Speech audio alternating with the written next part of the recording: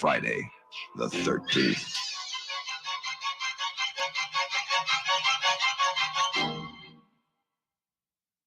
Ahoy there, this is Derek, the Convicted Cinephile. Thanks for being here on Saturday the 14th, obviously. I figured everyone else and their grandma would be doing a Friday the 13th stream on Friday the 13th, so I figured I might as well do it tonight. Yeah, how'd you like the weird countdown thing? The first trailer for the first movie was literally them counting up to 12, so I had to take advantage of it. I just want to say that it is also my wife's birthday today, and she was nice enough to let me do this, so if anyone wants to give her a gift, she accepts super chats and super stickers as presents, but that's enough schlepping for now.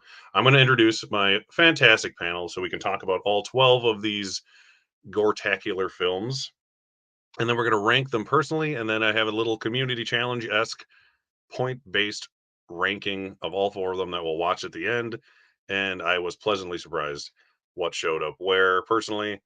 So let's just introduce these fine folks here. I have the fellow Collectors Club member himself, Mega Mike. Hey, what's up, everyone? Hello. Thanks for being here, sir. As soon as I put out the invitation to like, hey, does anyone want to do this? You were like already sending me your list. I know. I'm like, I've had this list in my phone notes for like years now. Finally, I get some use out of it. So thank you for having me. Oh, thanks for being here, of course. And then I have second time he's been on my channel, Cody. Dude, what's up, guys? Thanks for being here, Cody. Yeah, I'm excited. Yes. All your lists please me in different ways, so that's why it's fun to read all of these. Because as a person who just likes all of them for different reasons, I'm like, okay, I get this. This makes sense. And the first time on my channel, the lovely Caprice, Draculina. Hi, my darling. How are you? Fantastic. Thanks for being here. You got my back, as you said when I asked you to do it. That's good. Yeah, I like having different opinions on these movies too, and I think we got the right 4 people in here to do that because these points are all over the damn place for where these movies land. So I'm just gonna pop into the comments for a second just to say hoy, who's here. I'm here, but I don't need to read that comment. Magic Hands. No, I never realized that. Thanks for being here. I don't know if I've seen you on my channel before, so I appreciate that. Thank you. Don't forget to roundhouse click that like button, and don't forget to drink your C-Force Chuck Norris brand water as well. Yeah, available at grocery stores all over the country. Tiana's here, of course. She's just hashtag Collectors Club #1 fan. Waiting all week for this stream.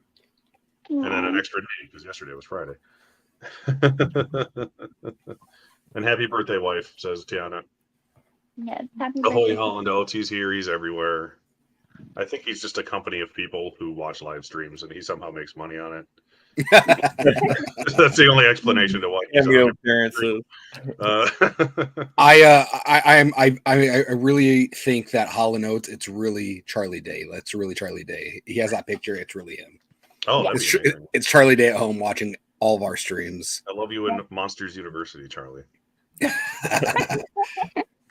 Wilkie's here, the man with the new channel. Everyone go subscribe to Wilkie.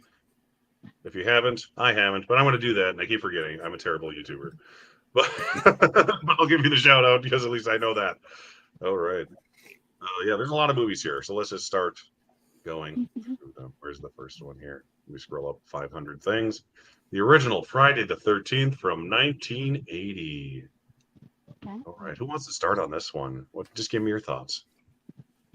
So obviously, this one is a classic. Right. It has a great cast. It has Kevin Bacon, some really good death scenes.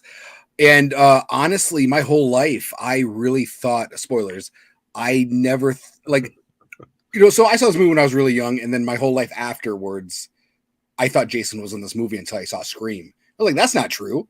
And I was like, I would have died in Scream. And so thank you, Scream, because I don't know, when I was young, I don't know what I was thinking. I don't like Jason was in this movie, but he's not. I mean, he is, but he wasn't killing, and Scream blew my mind. I was like, what the hell? But yeah, it's a great movie. It's a classic. It's I'll be honest with you, it's not my go-to anymore, just because I've seen it so many times. Like when I have like when it's Friday 13th, me and my friends will get together and we'll watch like a marathon of these movies, but we always start at number one because like the friends will switch out sometimes, so everyone's okay, let's watch the first one, and they're kind of like the steam kind of lets out when they're like, oh well, where was Jason, where was this scene? This scene. I was like, well, that's later on in the franchise.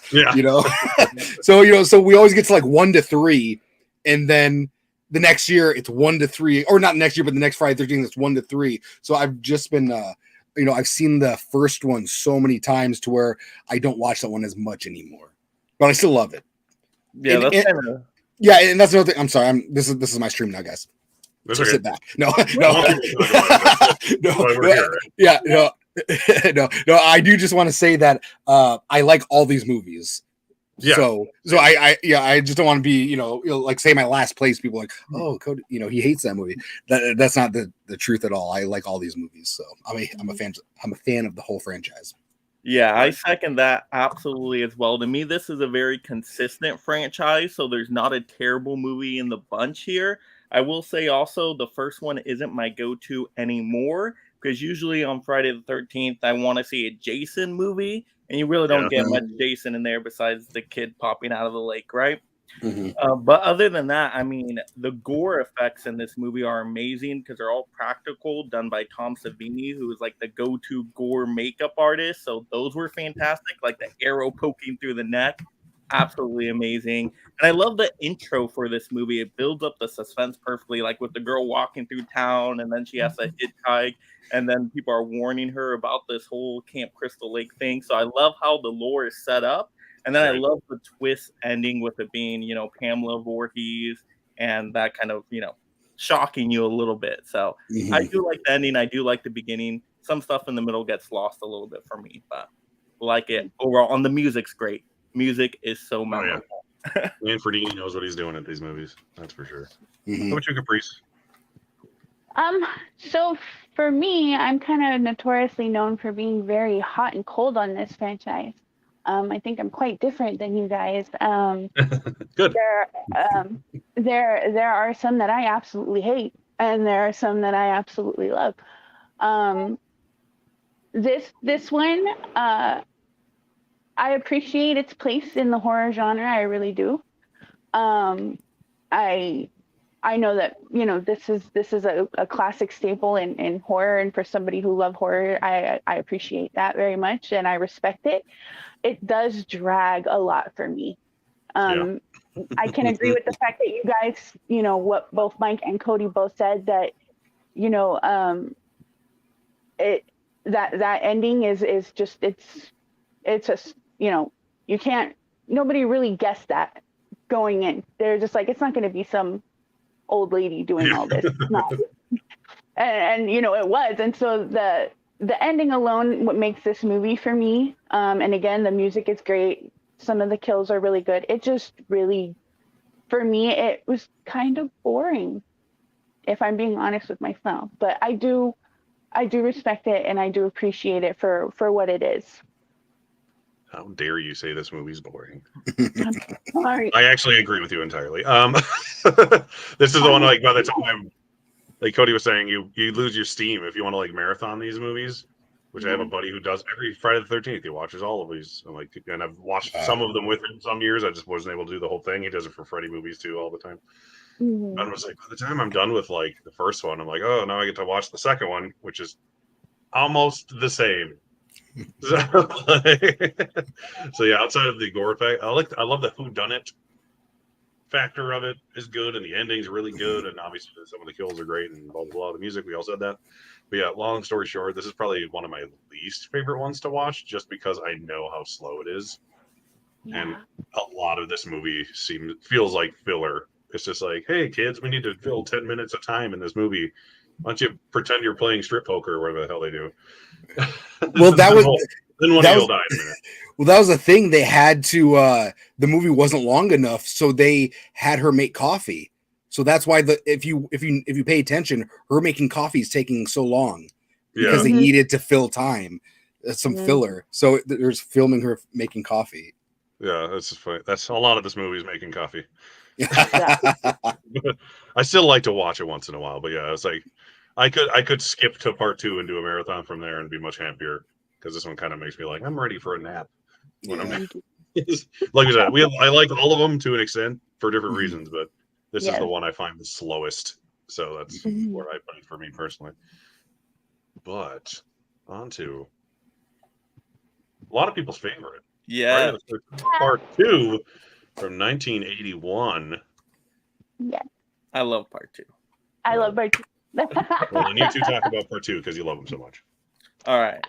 Well, part 2 to me is the most Friday the 13th type of movie there. It has everything that you expect out of a Friday the 13th slasher. You get Jason now, and he shows up right at the beginning. And I do like the bag over his head because it makes sense for the story placement for me. So it makes more sense than the hockey mask, even though the hockey mask is super cool and becomes iconic later on. I just like this story. I love the ending too with this one, where he has like the mom's head and the like a little like a shrine. A shrine type of thing to his mom, which I think is really cool to connect the movies. The final girl is great in this one. This is probably one of my favorite final girls out of any of the Friday the 13th movies. So yeah, I mean, and I didn't even have to rewatch this one just because I love this one so much. But Caprice, I'll let you go because I know you love this one too. I do. I feel like this should have been the first movie. Just how it all plays out. To me, this movie is extremely well paced. I didn't get bored at all. I wasn't looking at my phone. I wasn't, distracted by other things. It kept my attention. And like Mike said, I actually get a lot of crap for saying that this is my favorite Jason look, but it is. The sack head Jason, it's my favorite one. The killer farmer look really worked for him. I liked it very much. And it didn't. I think the reason why I like this one so much is because it felt like you were watching an actual man, like an actual human. It wasn't some supernatural being that just can't be killed. Like there's I forgot the name of the character. I think his name was Paul. Where they're in the cabin like wrestling each other. Yeah. That felt like he was wrestling an actual man, like an actual serial killer. It wasn't some subhuman, immortal being that, can't be killed. You felt like maybe he could be. And the ending scene, like Mike said, with the whole shrine part, it looked so, I love the prosthetic of that. It just looked good. It just looked good, gritty, dirty. It felt like summer. It just felt hot. Like I just love the look of it. And this score is actually one of my personal favorites too. So this score, the cinematography, the storyline, I actually really liked these teenagers, these characters, as to where the first ones, I just wanted them all to die. These ones I actually liked, and I sympathized with them. And you know, the final girl, she's amazing. So I really wish that 2 was actually the first one. I feel like that's where I start with Friday the 13th is 2 on. I can't ignore 1, but those are my thoughts. I don't blame you. What'd you, Cody? I am a big fan of part 2. I do think it's the scariest out of the whole franchise. Like when I was a kid, I remember watching it like late at night, and I was like, oh man, this one's scary. You know, like he was just kind of like walking around with his, you know, potato sack on. And I can't remember, I think it's this one. Is this the very end where his face is in the window? At the very end. I can't remember if it's this one or the third one. But it's like okay. Yeah. At the very, very top. Yeah. Mask on. Yeah, and it's just his face. Yeah. I remember that freaked me out. So we'll get to that in the second one or the third one. But yeah, I think this one's the scariest one, and I like how it opens with them around the campfire talking about this myth. So it's kind of, you know, so it's kind of like, oh, you know, because you always hear about, you know, like, you know, back then it wasn't played out, but like, you know, in you know, when you go to camp now. You know, there's always someone telling the ghost stories and stuff, and I feel like this kind of made it more popular. But yeah, I really like it, and I like is it Amy Steele? Is she the? That sounds right. Yeah. Yeah, I think yeah. Amy Steele. I liked her as the final girl, and I liked how she, you know, she was smart. She was very smart at the end. She put her you know, the mom's clothing on. I thought it was really cool, and I like how you know, they have the mom's head. I thought that was cool to bring that back, because you know, when they made the first one, they didn't know that it was going to be a success, and they were going to make sequels and this and that. And you know, honestly, you know, like I'm a much bigger fan of the Halloween franchise, and then Friday the 13th. But I really think that like Friday the 13th started that schlock slasher. So I really appreciate this franchise for it, and I like how it just evolved in each movie. Like you know, everybody knows the iconic mask, but you don't even get that until like the third, you know, until the third one. Mm-hmm. Yeah, like halfway into it. Yeah, it's still halfway into it, and then after that, they're like, oh, we really got something in here. Right. And like Capri says, it's like you're watching like a real serial killer who's like running around, you know, like a normal person, and then he gets you know, he gets more established in the franchise. But I really do enjoy this one. It's pretty high on my list. Nice. Yeah, I was like, I always like this one a lot more than the first one. But whenever I watch them back to back, it's like, God, I feel like I'm watching the same movie 2 times in a row. So because of that, this one always feels a little slow to me too, because it's just like more of the same. But it's everything about it is a better version of the first one. Mm-hmm. And Sackhead Jason's cool. Anyone who doesn't like Sackhead Jason, you know, grow up. Come on, kids. But the final girl probably is at least arguably the best one in the entire franchise, even though this isn't my favorite film in all those movies. But she's like one of the only like halfway decent character final girl, one of the only ones that we get.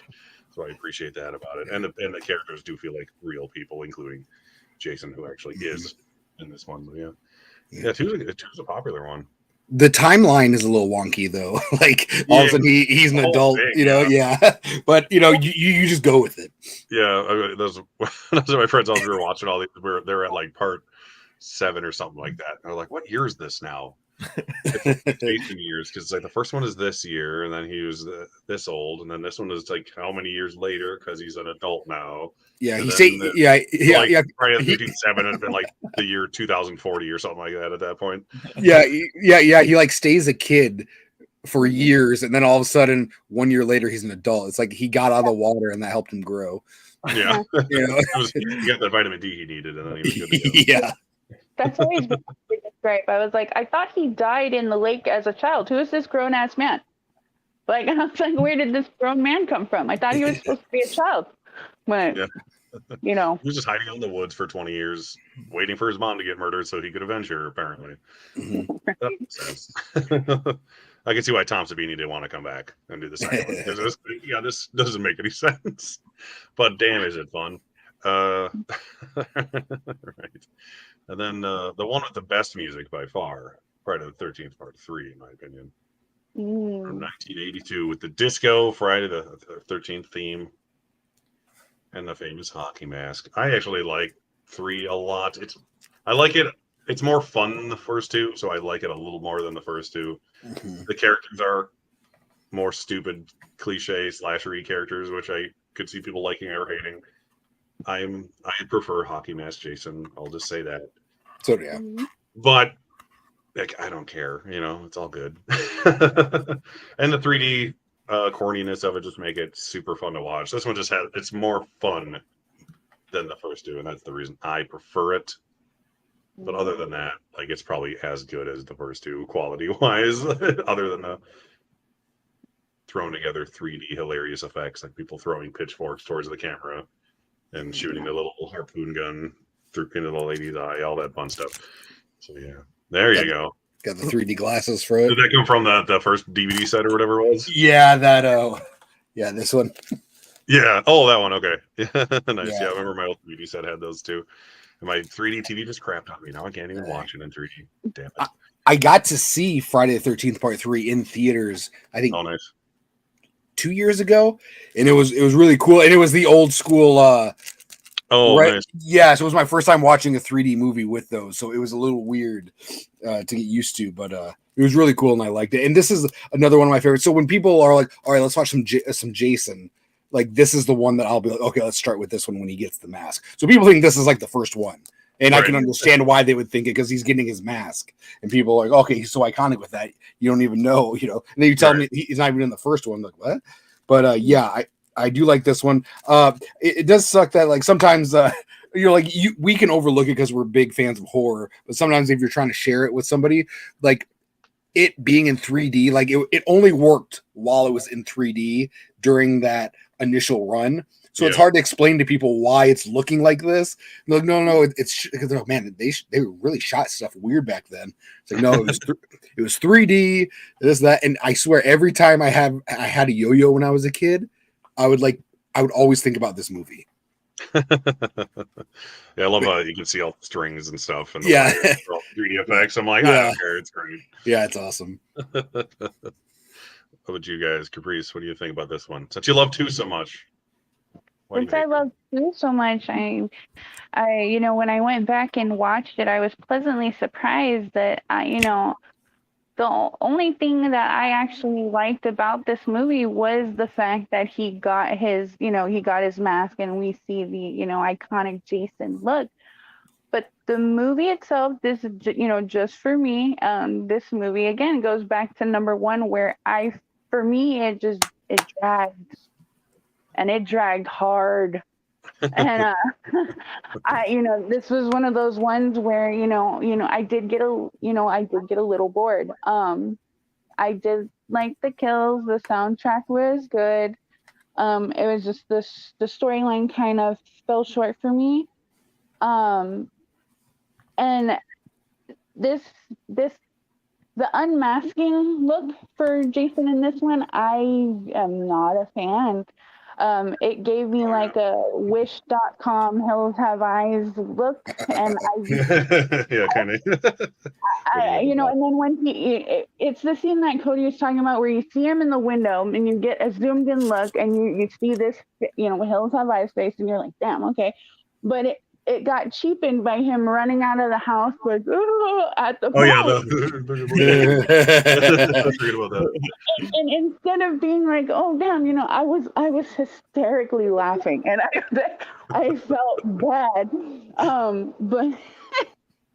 But I did love in this one that it was the first time we see him with the iconic hockey mask. Unfortunately my poor sack head was gone after this one. Is it fun? Yes, absolutely. But if you're more of like a storyline person and you want to be like engaged in the story, I just feel like this one falls just a little bit shorter than other ones.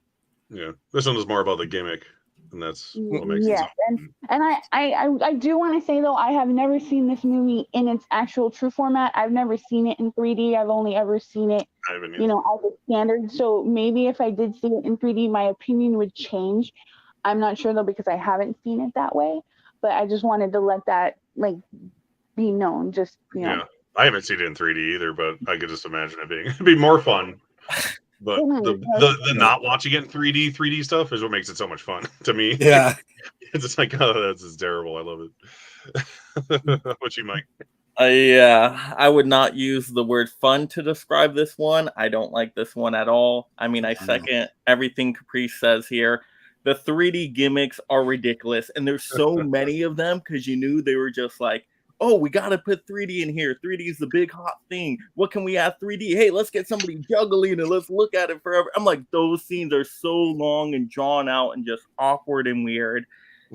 So it's rough. It's a rough watch. Yeah, Jason's more of a joke in here with all the running. Yeah, if it wasn't for getting the hockey mask, to me, this movie would be completely forgettable. Like, take this out of the franchise. I think there's a harpoon kill in this one, right? I think that was a decent kill. Yeah. But other than that, this movie, I'm just like, yeah, unlikable characters across the board. This is the one I go back to probably rewatch the least out of all of them. So don't like this one at all. Big dip for me. What's the guy that everyone hates who gives him his hockey mask? Is it Sandy? I always figure, is that it? I always think about the guy who's just, hey, let's walk down the hallway on our hands. It kind of, yeah. And, you know, works out well for him, as we saw in the intro. I know. but it is a cool kill. Yeah, that's one of the better ones for sure in the entire movie. Yeah. And it doesn't completely overdo with the 3D-ness. Well, yeah, and that's the thing too. They just randomly, like, they just grabbed a mask and it was a hockey mask, and they're like, okay, let's use this. So I wonder if, like, if you know, the hockey mask didn't take off, if each movie he'd be wearing a different mask. Like, I wonder if that would have been a trend, kind of cool. Which could have been cool. But you know, actually, you know, I'm really happy that it landed on the iconic mask. Yeah, hockey mask. Perfecting it over the years. Yeah, it really put it on the map. Yeah. I'll look at the comments here quick because we got a decent chunk. Right. Who's here? Did I go scroll down too far? Why did it go so far down? I needed to star things and I didn't. Oh, good Lord. That's a fail on me. Everyone's saying, don't worry, it happens to the best of us. Right. Well, it's funny because like I don't see the comments that I saw earlier. That's the weird part. There they are. Oh, I didn't see. I feel bad now. I missed Double Hort back here. And hi to everybody. Laren's here. Emma's the killer. Mind blown. Yeah, right. I know, guys. I came in hot with spoilers. Right. Don't spoil these 43-year-old movies. Hard Copy Blue is going to make me want to. Yeah, you just watched a bunch of these too. We watched part 2 sidebar. Did anyone hear the dirty rumor that Best Buy? Yeah, who'd have thought? What are you talking about? I didn't hear about this. What's Best Buy? Movies anymore? Like, what's Best Buy? Yeah, as of next year, right? They're going to stop selling physical media in general, so including video games, which like I didn't even think of. I had a friend reach out to me. He's like, "Where are you going to buy movies now?" I was like, "There are a lot of other places to buy movies." Yeah. You know, like my friend was thinking it's like Best Buy and eBay. He's like, "There's always eBay." It's like, okay, well, I mean, there is Walmart and some Target. You know, you still buy those online for it. Yeah, the internet. That's where. Yeah. I was like, there are still other places. Yeah. I can't remember. I went at least 5 or more years without buying a movie inside of a Best Buy. Like the first thing I bought there was that Evil Dead like Steelbook 4K that they came out with because it was only a Best Buy, and I was like, oh, that's cool. I want that. I was like, I haven't been inside a Best Buy for years. I didn't even think about that.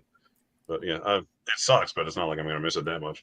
I like, I like browsing the aisles there, and like they used to have like, you know, like the 4 aisles, and now mine has like a small, or it has, you know, like the 1 aisle, but it's actually pretty packed with stuff. Yeah, mine's only like one thing all the way around, but yeah, it's fun to look. I just, you know, it's more fun to hold in your hand when you're looking and stuff. Yeah, but there's other stores. The biggest thing that sucks is if they stop making those cool steelbooks and stuff. Like that's the only thing I'd be really missing out on. I'm sure Lionsgate will do something with someone else. Yeah, they're even with Walmart with those other Blu-rays. Yeah, well, I feel like, I don't know. I feel like Walmart focuses more on DVDs though. Like I noticed, like the Blu-rays and 4Ks are there for about a week or two, and then after that, it's like, dang, I don't want to get, you know, Talk to Me on DVD, you know. Yeah, it just came out 2 weeks ago. Yeah. I think Amazon will probably get the 4K steelbook. Yeah, that makes sense. Yeah, I wouldn't mind that because I order from them enough anyways. So yeah, that's our opinion. You may not get it in one piece, but Yeah, I get it. everyone else but me gets shit broken. Actually, I got one movie broken. I got my Banshees of Inisherin, and they somehow crammed a Blu-ray into a CD envelope. I'm like, what? Like it's just smaller than the case. And it was like shattered. Other than that, I've had good luck. Cinema Man is here. Amy Steele is awesome. Yeah, she is probably the best final girl, like objectively. It was a good watch. All of them as a kid. A huge chicken, yeah. Yeah, I watched them in weird order. So yeah, we'll do that. A few of these I probably didn't know. Well, see, and that's the thing about this franchise, you don't need to watch them in order, I feel like. Yeah, I watched them very out of order. Even the three I used to watch as a kid weren't even sequential. Yeah. That's how random they could be. Yeah. But then when you're a kid, you really don't care. You just want to see yeah, you want to see what's going on. Yeah. Mel's here. Oh, What is up, cool kids? I had to steal your killer line earlier in my comments. Sorry, no. Daily Entertainment, thanks for coming. Yeah. Did this one have 3D glasses? I can't remember. No. Oh, wait, which one is this? The Blu-ray one. It doesn't, right? Oh, no, I don't think so. It has because this one is like actual 3D, right? Like whatever it's called. Are you talking about the Scream Factory one? Yeah, that's like the new age 3D, right? Where it's like works on your 3D cell. Yeah, but I think you had to buy your own glasses. Yeah. It didn't come with them. And Ball, my brother's here. Beautiful son of a bee. How's it going, Bob? Never forget that I beat you on your own game. I just have to bring it up every time because I can't play next week.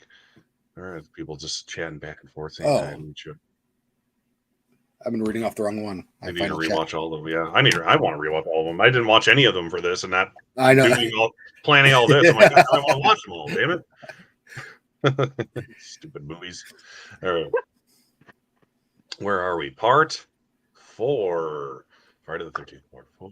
The final chapter in 1984. And yes, I did use Subway font for the numbers. That's why there's little arrows on them. Okay. Who wants to start on Part 4?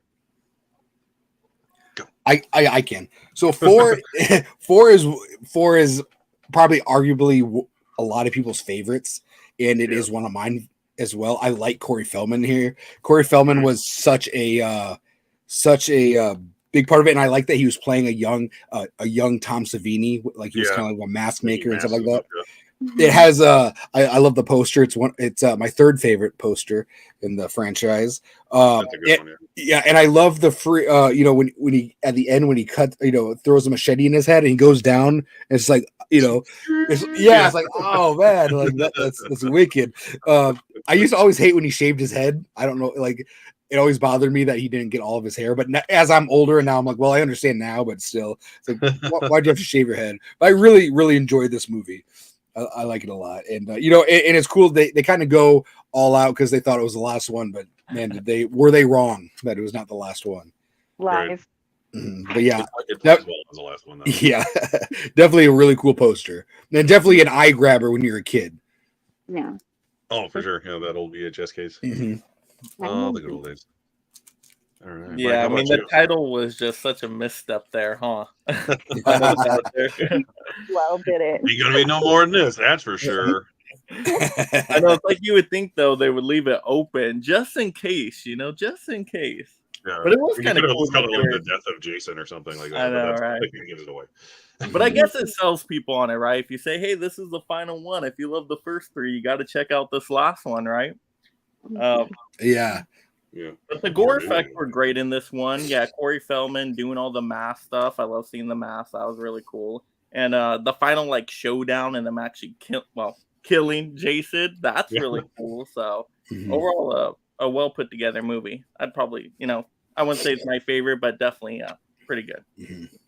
This one actually ranks up pretty high for me. Can we just talk about Crispin Glover real quick? And Dance. I would have if you didn't. Oh, good. You cannot talk about this movie without talking about Crispin Glover's, his dance moves. That was.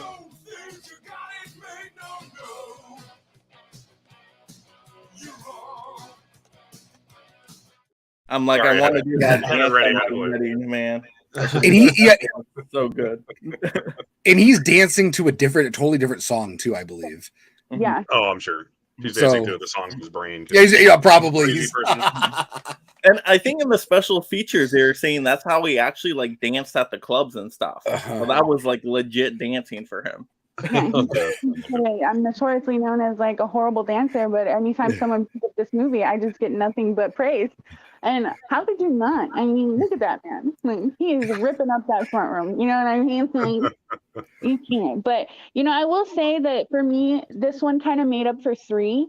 It's fun. You know, it's just a fun horror movie. It's got that Oscar-worthy death scene in the basement with Mr. Rob. Oh, yeah. He's killing me, right? He's killing me. I'm sorry. It's the he's killing me part that gets me every time.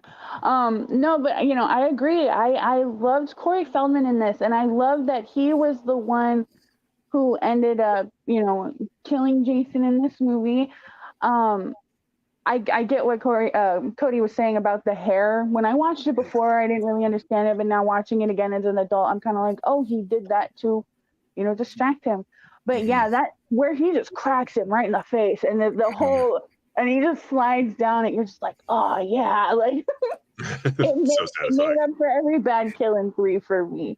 So yeah, this one does, you know, this one makes me happy. So I do like this one a lot.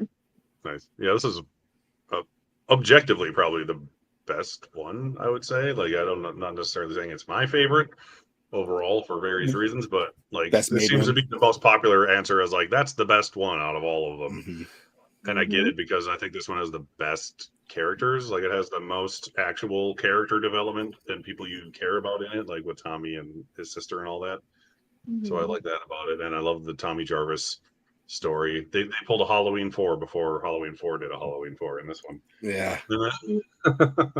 And yeah, they kind of bring back the ending of 2 with him turning into Jason as opposed to the mother to befuddle him. I mean, and the first time I ever watched this was, I was like probably around 15 or so. I had a unnatural obsession with Crispin Glover, where I was just like Back to the Future, and I like wanted to watch every single thing with him in it. And like Charlie's Angels had just come out, and I was like, oh, okay.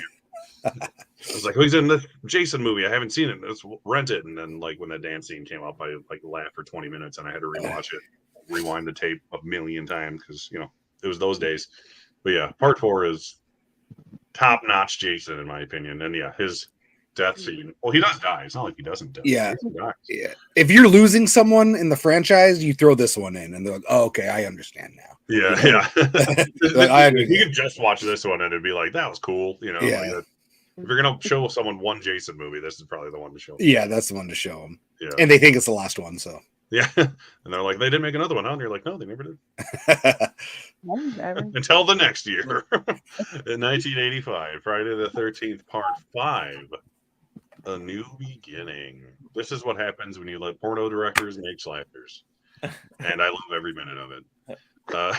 This one is so gross and dirty and sleazy, and all the kills are awesome. And there's more kills in this one than I think any other one, at least like on par with the most. There's like 20 kills in it or something crazy like that, and they're all pretty decent. This one has 21. Yeah, body count is 21. Yeah, I think that's the most, or like the second most. Like they might have broken it or tied it with like the remake, because they had 4 movies worth of movie in that one. But we'll get there. Yeah. This book has like a like a kill count. Yeah, and weapons used was 11 in this one. That was sweet. But yeah, it's all me them. I'll just say I love Part 5. It's the one I grew up watching. I had parts 5, 7, and 8, like that's taped off of USA Up All Night. Yeah, and buddy. Watch those cable versions of these 3 movies over and over and over and over and over again. And I was a young, stupid kid, so I didn't even like understand the fact that it wasn't really Jason in the movie, even though I watched it several times. But yeah, I've always loved it, and I love the blue chevron or whatever it's called, Roy Burns mask. So, yeah. Part 5 is a love it or hate it sequel, and I'm one of those people who love it. See, and I grew up when I saw this movie when I was a kid. I hated it because it wasn't Jason. But that's how it was with Halloween 3. There was no Michael Myers, so I hated it. But that was like, when you were a kid. Now I really like this movie. I think the grossest part is the one guy eating his candy. Like he's so annoying in this movie, but it's really cool. And there's a funny story about Corey Feldman. Corey Feldman really wanted to be in this movie, the whole movie. Yeah, he couldn't, right? But his parents were like, no, you have to do this movie with Steven Spielberg called The Goonies. And he's like, and he admitted, he's like, I don't want to do that. I want to stay doing this. And they shot his scene in his backyard. Yeah. so like his part, they shot in his backyard. So yeah, it's a really cool. I love it now, but man, when I was a kid, I did not like it, and I think it's the worst poster out of all of them. Yeah, it's a weird one. I'm a fan of the Tommy Jarvis arc. Yeah, it's as close as they ever came to trying to make a story. Yeah, that's my biggest gripe with this movie. It's like you said, Derek, you either love it or you hate it. I'm one of the ones that hates it. I really wish that this movie had Corey Feldman in it from beginning to end, even if he was still a child, to see how that affected him immediately after. Sure. I feel like it would have been better. I just lost interest so quickly with this one. It was almost immediate. It was hard for me to get through, but I got through it.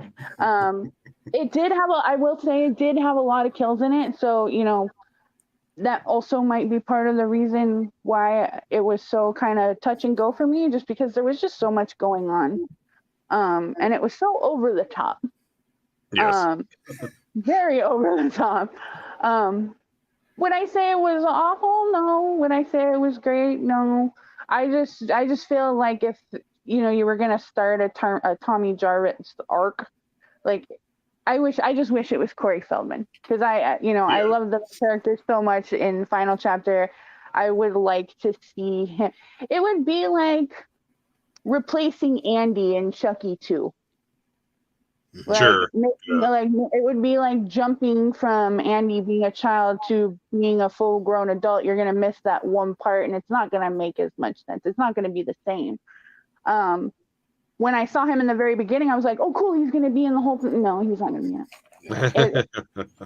He's having a dream, and so I just feel like keeping Corey Feldman in it would be better. But we got the Goonies out of it, so I'm not complaining. Yeah.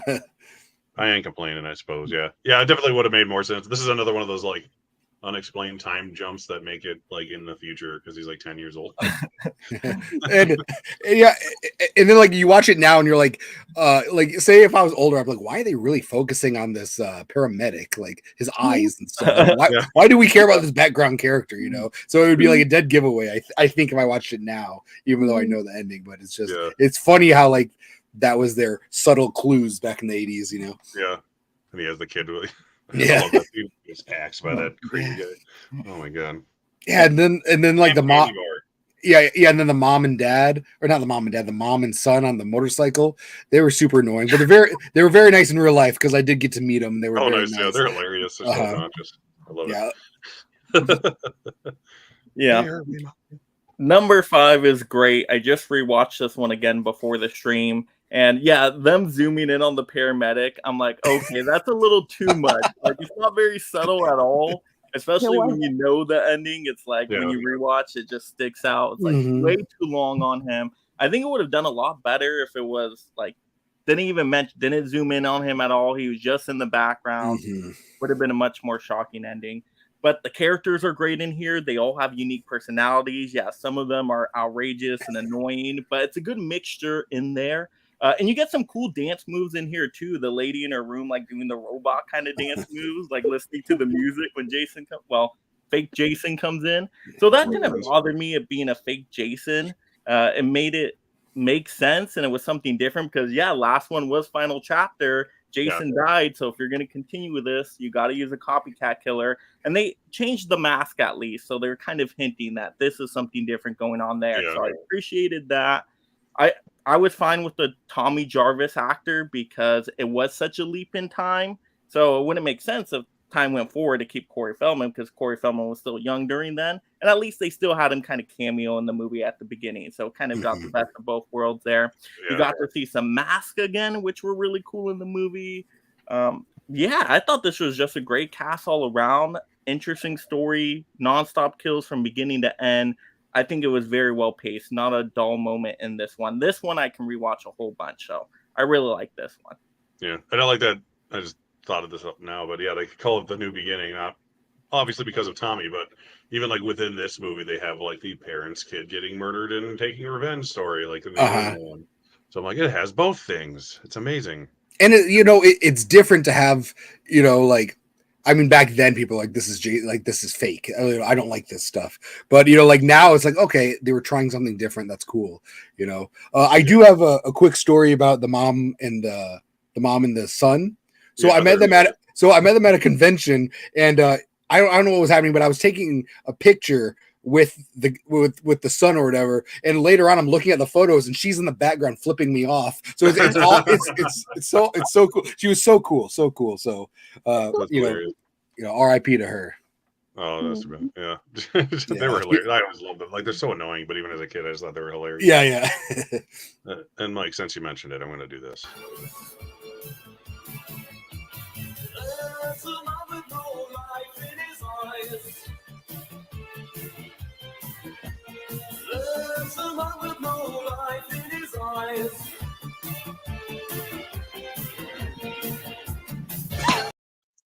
Yeah, those dance moves would get so like TikToked and memed today. Right. She invented it. Do you wonder if Crispin Glover's dancing from part 3 was so talked about that they're like, okay, let's try to do it in this one? Or do you think this one they were actually be like, okay, those are the moves? Like, I don't know. I wasn't alive back then, so I don't know if those were the moves back then. She thought it was like, I can do this cool robot dance. And they're like, do it. Oh, yeah. The special features, but it's been a while since I watched them, so I can't. Yeah. I don't remember that. She's the daughter of the lady who plays Patricia Arquette's mom in Nightmare 3, I think. Oh, really? Yeah, like in real life, I'm like, oh, that's weird. Like, I think they're talking about special features of this or one of the Freddy movies. I'm like, that's hilarious. Good for them. Scroll all the way back up to these here. So many pictures. Friday the 13th, part 6. Jason Lives from 1986. Eat fresh, everybody. Yeah. Who here grew up on part 6? Anybody? Yeah. It was an early one I watched. If you grew up on it, you start, because you have a perspective that I do not.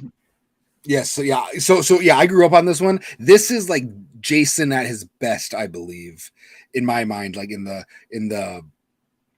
out in the wilderness and stuff. And I love the poster. I think the poster is so badass. Yeah, it's really cool. It's not my favorite poster of the franchise, but it's close. It's my second favorite. It's a really cool story as well. This is the one where they have like the MasterCard, like the product product placement. Right, yeah. So I like that, and I like the end scene on the boat where it's on fire. I thought that was really cool. That was really cool. And I'm getting it confused. I don't think it's this one. It's the next one.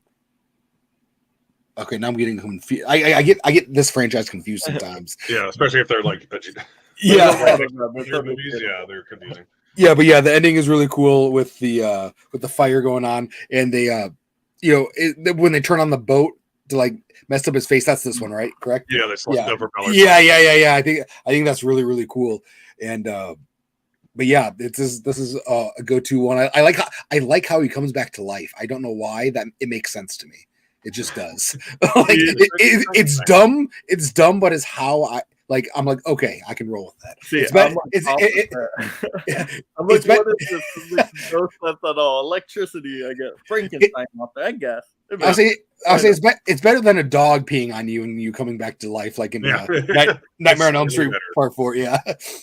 I really like this one though. I rewatched this one too before the stream, and Jason's great in this one. He's now super zombified because he just came back to life with electricity. And the most outrageous thing is like, Tommy Jarvis, why are you digging him up again? This makes no sense. I don't get it at all. But he does it anyway, so we get the story to continue. I don't like how they replaced the actor, though, right? It's a total different actor for Jarvis now. I mean, he's a better actor, but it sucks that it's 3 different actors in 3 different movies playing the same character.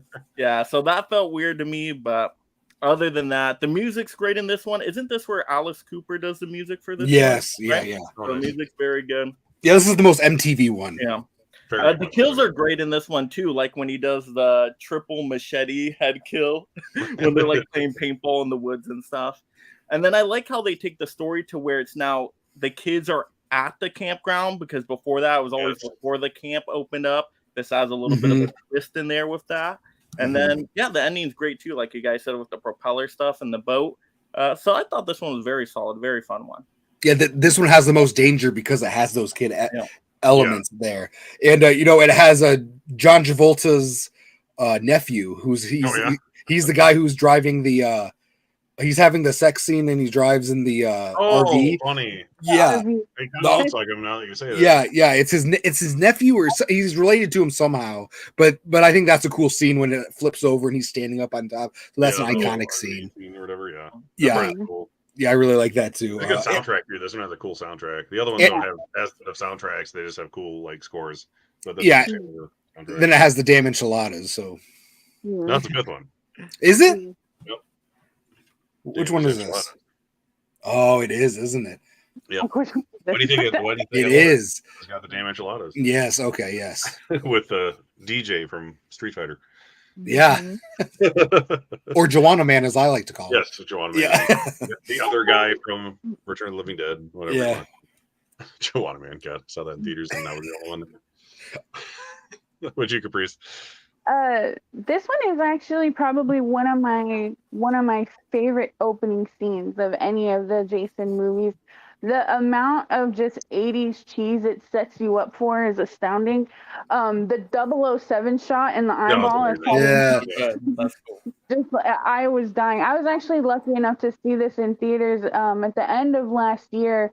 Alamo Drafthouse was having a run of it, and it was a packed theater, and just the amount of laughter in this movie is great.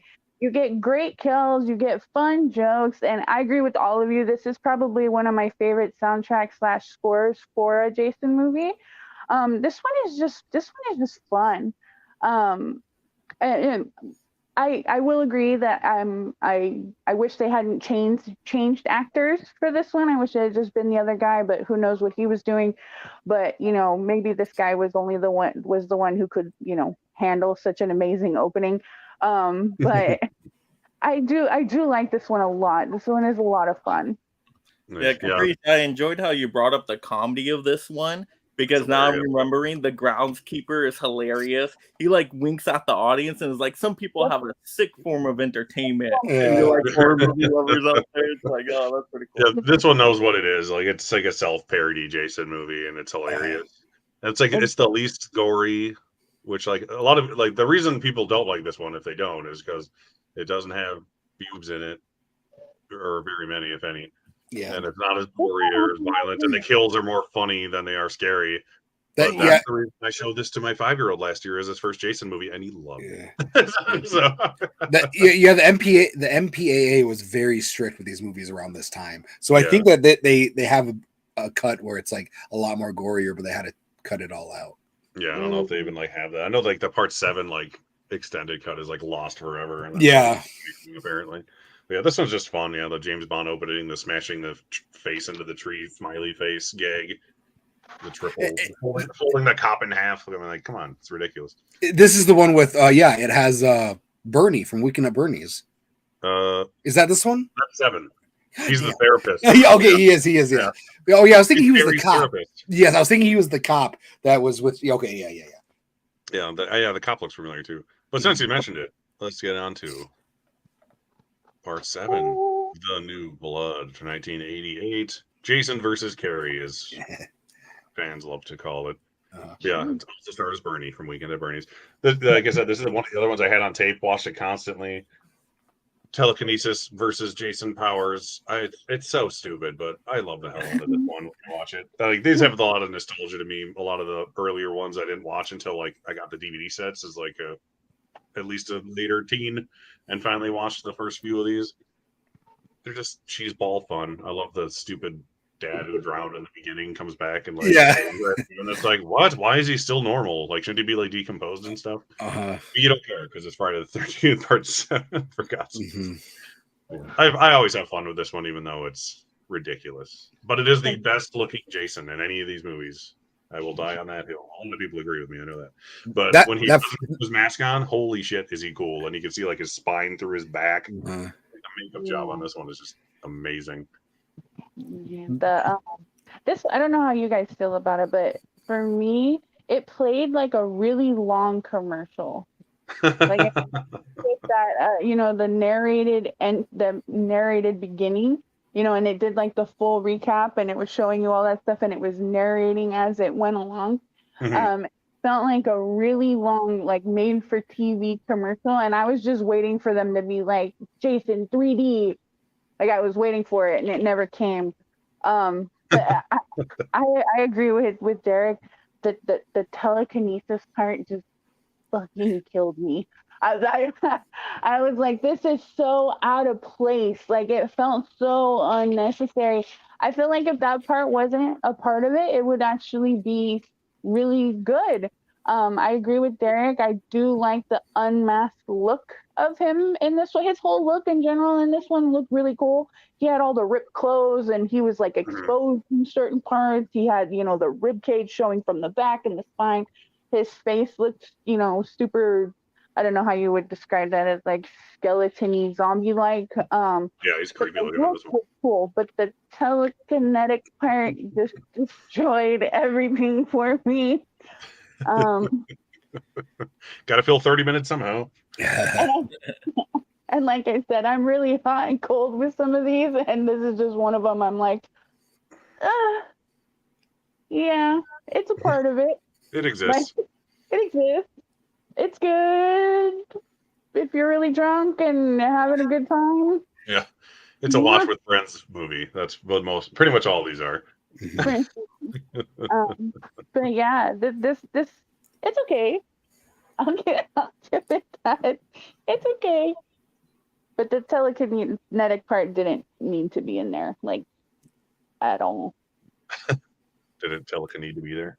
No. We didn't need Carrie mixed with a Jason movie. We didn't need. It's not like he was even like relevant. That's why it's funny that they would like shoehorn it in. Yeah, this one was just kind of okay to me as well. I was okay with the telekinetic stuff. I could have done without it, but it being there, I'm like, okay, let me just relate it to like a superhero kind of thing. It's like Jean Grey versus Jason. Okay, I gotcha now. So the throwdown's very cool when they're doing the telekinetic stuff and like setting him on fire and all that. I'm fine with it, but before we get there, it's like just so dragging to me. I did not like the beginning because it's all in the talking about the psychiatrist and his kind of, I don't know, playing her with some kind of scheme or whatnot. And that part's all like a weird made for TV kind of drama Hallmark movie. So that's just, So by the time we get to the end, it gets a little bit better. But this is the first time we get the most popular Jason actor, right? What is his name again? Yeah, Kane Hodder. Yeah. So this is where he gets introduced. So Jason is really cool in the movie, just in terms of his movements and subtle acting there with all that. But other than that, like I said, this movie's kind of lukewarm for me. Nice. What you, Cody? So growing up, this movie was very lukewarm for me. But now I absolutely love it. I think it has some of the coolest stunts, like the fight at the end, like him falling through the stairs, him being on fire. Like those are some really cool stunts, and they're really they're harder stunts. So I know you really don't know that unless you're like into stunts and stuff. But yeah, some of those stunts are pretty hard to pull off, and I have to applaud Kane Hodder for doing it. And Kane Hodder is my favorite Jason. I know that's the easy question or the easy answer, but yeah, I do like this movie now. I think it's really cool. That fight scene is awesome, and yeah, it's Carrie versus Jason. He's the stunts. I never think about it when I'm watching it, but yeah, Kane Hodder's obviously a stunt man. That's why he's playing Jason. But yeah, he's an amazing. Well, and it's crazy too because nowadays you have a stuntman for the stuntman because you don't want your main stuntman to get hurt. But I believe he was doing it all himself. I'm sure. Yeah, back then on that budget, I'm sure he was just like, oh, you get to do all of it. Yeah, he was thrilled. So yeah, and for somebody who's been burned in real life. That was, it was a big deal for him to do. I'm sure. Yeah. If you haven't watched it, that documentary about him is really good. Like, what is it? Hell and Back? The Hell and Back's a great documentary. Yeah, that's a good documentary to watch. It's like, holy crap, you're amazing. Kane Hodder. All right. I want to look at the comments quick here before I forget to. I started this time. There it is. John says, poster's cool for number 4. Yeah, that's a cool one. Mel loves Corey. Who'd have thought? Number 4 is her favorite. Yeah, give us your rankings, everyone who's watching. I want to know. Just put a bunch of numbers in there. I'll read all of them off. Maybe not. When are we saying our favorite? Are we saying our favorites at the end? Yeah, we'll go over our whole ranking. Oh, okay. Our personal rankings, and then I'll show my little countdown video of what the cumulative can't talk trial ranking is. Not being a fan of 5, yeah. It was my least favorite back in the day when I only had those 3 on tape, but it's damn, is it fun. It is, yeah. Hey Tony, how's it going? Thanks for popping in. He's my replacement for Bob's tournament next week. do me right, Tony. Do me right. Crispin glove or dance move boost the film up. Yeah, that's true. I laugh so damn hard at that every time I watch it. It doesn't matter how many times I see that movie. Again, what's up, y'all? Yep, boxer. Oh yeah, boxer. Yeah, boxer punch the like button. Oh, we'll get there in a second. Damn, that part's great. Again, hey. Anyone who likes part 5 can come to my party. Well, I'll be there. I'll probably be the only one there, but I'll be there. Bob loves number 6. Ken thinks 6 is overrated because he likes titties. He told me that the other day. No boobs. Actually, he said. No boobs, no Ken. Hey, thanks for being here, Eli. I think you're the first time I've seen you in my chat. Welcome. Welcome, Eli. Subscribe to everyone in the panel. Hey. Adam, there you are. I was wondering where you were. You'd be here at some point. Part 4 is my favorite movie. Your favorite movie or your favorite Friday the 13th movie? Because that's my praise right there. Corey Feldman is my favorite Jason. Hey, he's a good Jason. He's just as much of a Jason as Roy Burns is, so I mean, I'm not going to complain. All right, here we are into part 8. Cruising. Jason Takes Manhattan, 1989. Who wants to start with Jason Takes Manhattan? Oh, well, there you go. Okay. Nice. Is that Kane Hodder? Yeah, it's Kane Hodder. This is actually made by Pizzow. Oh, nice. It's signed by him and by Jeremy. I don't know if you guys know who Jeremy is, his brother. Yeah. But yeah, so that's actually my favorite part about this mask is it's signed by Jeremy. All of them are little together. Yeah, but yeah, it's a Pizzow original. It's that's awesome. Cool. I didn't know you did that, honestly. Mm-hmm. Yeah. Cool. But yeah, this movie, it has the best poster. Say what you want about the movie, it has a great poster. And yeah, it's, Jason on a boat, but I think it's cool. Like to see him on the boat and like me, I understand that they don't have the budget to film in Times Square the whole time, but yeah, this movie's really cool. It's cool to see him in a different location. He's wet all the time, which is kind of off-putting. And then you have, like no matter what, he's like soaking wet. Yeah, and it has some cool kills. One of my favorite kills is that boxing. Like I can't, like when I'm showing people this, I'm like, oh my gosh, I can't wait for them. I'm like watching them. I'm like, they're either gonna think it's really cool or really dumb.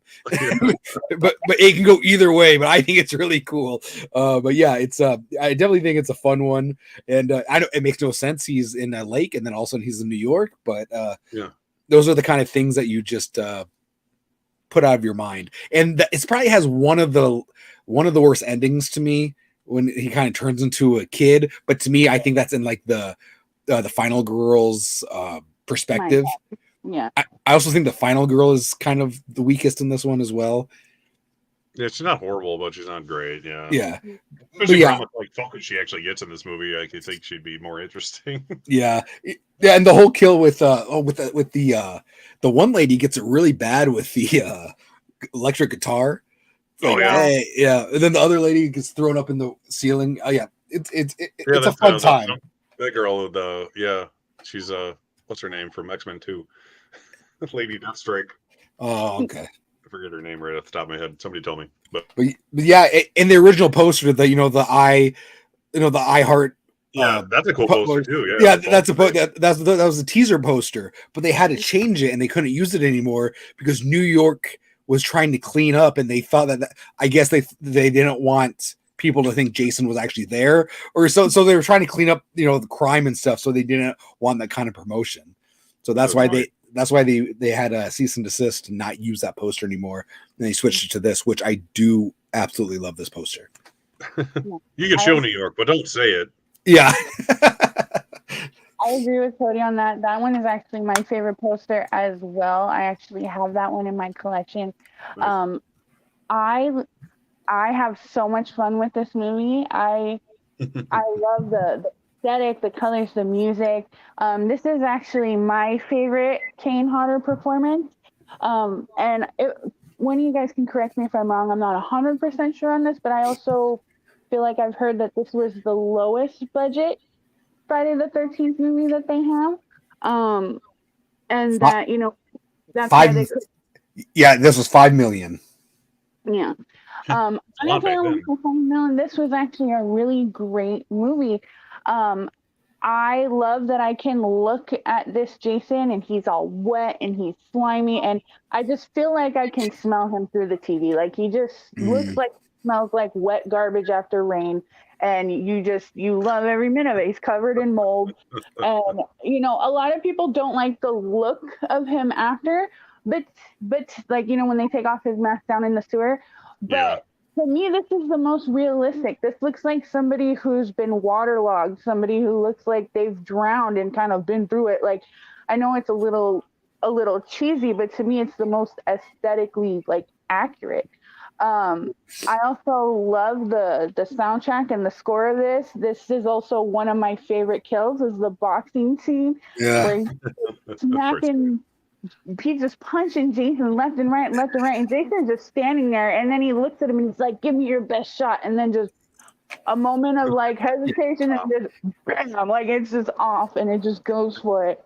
I completely agree. I also feel like this final girl is a little weak, but this one is so much fun, and just that circular shot of him in Times Square is just iconic.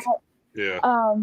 I actually love that this movie was not shot at Camp Crystal Lake. I know that's not a popular opinion, but I love that it was in a different location, completely different than what you're used to. He's out of his own element, and he's in just a completely different place, and so I actually really appreciate that about this movie. I actually highly praise this one a lot, so I'm not going to do it as much today because I don't want to rant. But yeah, I do love this Nothing one. wrong with that, though. He was also on Arsenio Hall promoting this. Yeah, just, that's right. Yeah, just great. Not talking or anything. So that was some cool stuff that they did back in the good old days. Yeah. For the lowest budget one, I'm actually quite impressed how much I liked it. So yeah, but it sucks because it did so bad where Paramount was like, we're done with this franchise, and they sold it off. So that's too bad. Yeah.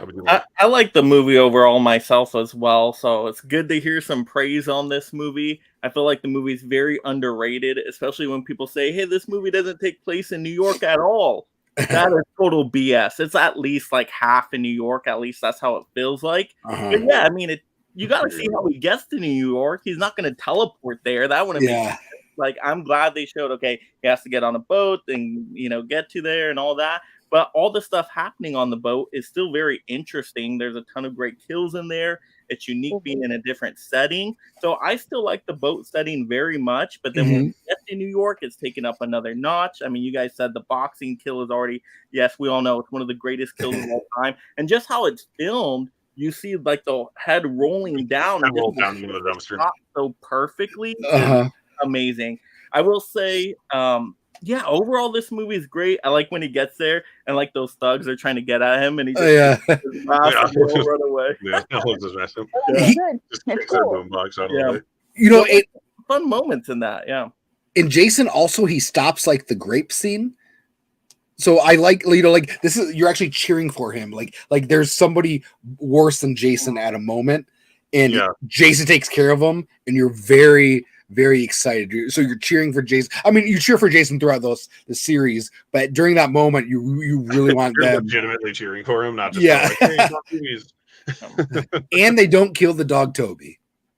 That's always good. Yeah, don't kill the dog. Only Yeah. Michael Myers gets to do that. Or Yeah, Muffin made it too. Yes, Muffin did make it. Yes. Yeah, I always had fun with Aid. Aid was my favorite one out of the three I had on tape, like I was mentioning before. Mhm. And my sister used to have a crush on what's his name. It was like the lead guy in that movie. I'm like, he's not even anything else. How do you know who this person is? Yeah. But she did, I guess. So I don't know. But yeah, I always liked it. The boat part's fun. Jason takes Vancouver. Who cares? I don't know. I love when the teacher, therapist, what the hell his name guy, Yeah. like in that like nasty barrel of sludge with like dead rats in it, and like, oh, it's so satisfying. Yeah, I've always had fun with Aids. The fact that there was like 17 different children playing young Jason and her like visions are hilarious. And one of them is clearly Asian. Yeah. Well, it's one of those things where it's like, why is she having visions of somebody she has no idea who? Like, why is she having visions of this guy? Like, yeah, you have it no. makes sense if he was playing like an older version of like someone from like a previous movie, but they didn't think that far ahead. And like, it doesn't really quite like she's like adopted by the two teachers, or like, so it's not quite clear on her relationship with them. But yeah, it's very, the story is very convoluted, but it's just fun. Yeah, because it's her mom, right? Isn't it the lady? I don't think it's her real mom though. Oh, I always thought it was her mom, and then the guy was like the teacher or something. Yeah. I don't know. Apparently, need to watch it again. But yeah, I always have fun with it. No arguments here. Yeah, because the guy is very, because remember the guy like teaches her how to swim. Remember, he like throws her in the lake when she was a kid. Forever. You're right. Yeah, so it's like, what are you doing, man? It's like, I'll just murder you. Yeah, and he's very protective of her. Well, besides throwing her in the lake. He tells her the horrible ass story. Like, if you don't learn how to swim, Jason's gonna pull you down in the lake, and then he chucks her in the lake, and it's like, what are you doing, man? And then Jason pulls her down. And then Jason pulls her down, and then it's like, what the hell? And then when he actually got drowned, I was actually like, good for you. Mm-hmm. Like, I had a very like, that's what you get for pushing little kids in the lake. Like, yeah. And it's really cool. I watched this recently for a watch along on for Facci Cinema, and in the opening credits, they show every single spot where Jason is going to be in the opening credits. And I never noticed that until now, and I've seen this movie 100 times. I suppose they were there, so they shot shots there. Yeah, exactly. Yeah, exactly. They couldn't really get pickup shots anywhere else. Here I am thinking, oh, that's great filmmaking. We just don't have money to shoot anything else. Yeah. Well, we got some B-roll. We could. Yeah, B-roll. Yeah. Yeah. That song is good too, though. The opening credits song is a Jason classic. Oh yeah. So where are we now? Part 9, or as I like to call it, Jason Goes to Hell, because they couldn't say Friday the 13th. The final Friday, 1993. Look at that worm in that mask. Those aren't in the movie, that's for sure. Kenny Lovell's favorite one. It's a cool mask. I mean, it's a cool poster. It's different. It's cool. Bright, nice and bright. Yeah, I'll defend this one. I like it because if I'm watching all these in a row. Oh, Cody hates it. He left. I just like how different it is. It's like it's not a Friday the 13th movie, and it's not even called a Friday the 13th movie. It's a Jason movie about this weird undead zombie deadite-esque character, Jason. Yeah, he's only in the first 5 minutes and the last 5 minutes, unless you're looking in a mirror. But it's so different that I appreciate it, and love the Easter eggs with the Freddy glove at the end, even though it took 10 years for them to finally make the damn movie. And the steak from Evil Dead being in it is amazing. Yeah, and then there's like the crate from Creep Show or something. Yeah. Right? Yeah, there's so many awesome things in this movie. I have fun with it. I get why people don't like it, but people who usually like it for the same reasons I do. So, well, how about you guys? Yeah. So and the director was a really young guy too, right? Yeah, he was like 24 or something. Yeah, he was like really young when he made this, so he had no idea what he was doing, and there's rumors, there's one person telling him to get rid of the mask, and there's another person telling him no, keep the mask. But this is a movie I absolutely did not like when I was a kid, and it's not one of my favorites, but I do enjoy it now. I thought the opening was awesome, and then they kind of blow him up, and you're just like, what the hell? It's over with now. But or you're like, well, what's going to happen now? But it's really cool movie. I like it now. I think it's cool the Friday the 13th or the Jason burgers that they have. Oh yeah, burgers. Those are cool. And who is his name? Leslie Jones is in it. I don't know if you guys know who he is, but does he play the detective guy? No, he's like the guy at the diner. He's like the little guy. Oh, yeah, okay, yeah. Yeah, he passed away recently, but he seems like such the coolest guy in real life. But and I didn't know he was in this until after he passed away. I was like, I never put that together. But yeah, I like the diner stuff, and it's weird that Jason has a relative in this, right? Isn't the baby related to him somehow? This girl is related to him. Yeah. Yeah. Okay. Yeah. It's like his a strange sister or something. I forget. Yeah, it was definitely different. But man, when I was a kid, I remember there was a movie premiering on Cinemax called Mikey, and I wanted to see Mikey really bad. And so I was waiting for Mikey to start, and this was on before it, and they showed the Freddy Krueger glove, and I freaked out. I was like, "Oh my, we need to go rent this movie now." So I think the next weekend we went and rented the movie, and I was like, "Wow, I was very disappointed," but that was a very good ending.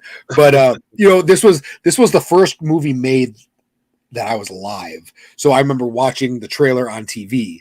So I was like, "Oh my gosh, this is awesome!" Blah blah blah. It wasn't the first one I saw, but I really wanted to see it, and I was very disappointed when I did see it when I rented it. Yeah, this movie is a massive yawn for me as well, minus the 3.5 seconds of the Freddy cameo at the end. I just didn't connect with this one at all. The opening scene, he's in the opening scene and he's in the ending scene, and that's it. Everything in between was kind of like to me. But that just, I really wonder what that theater reaction was like. Right. At the end of the movie, when people, you see the Freddy claw come up and you're like, what the fuck? Like, no way. And it pulls the mask down into hell, and you're like, holy crap. And they probably all immediately thought there's a Freddy and a Jason movie coming. Mm-hmm. It was like, it was years later. But yeah, this one just, this one fell short for me, like really hard.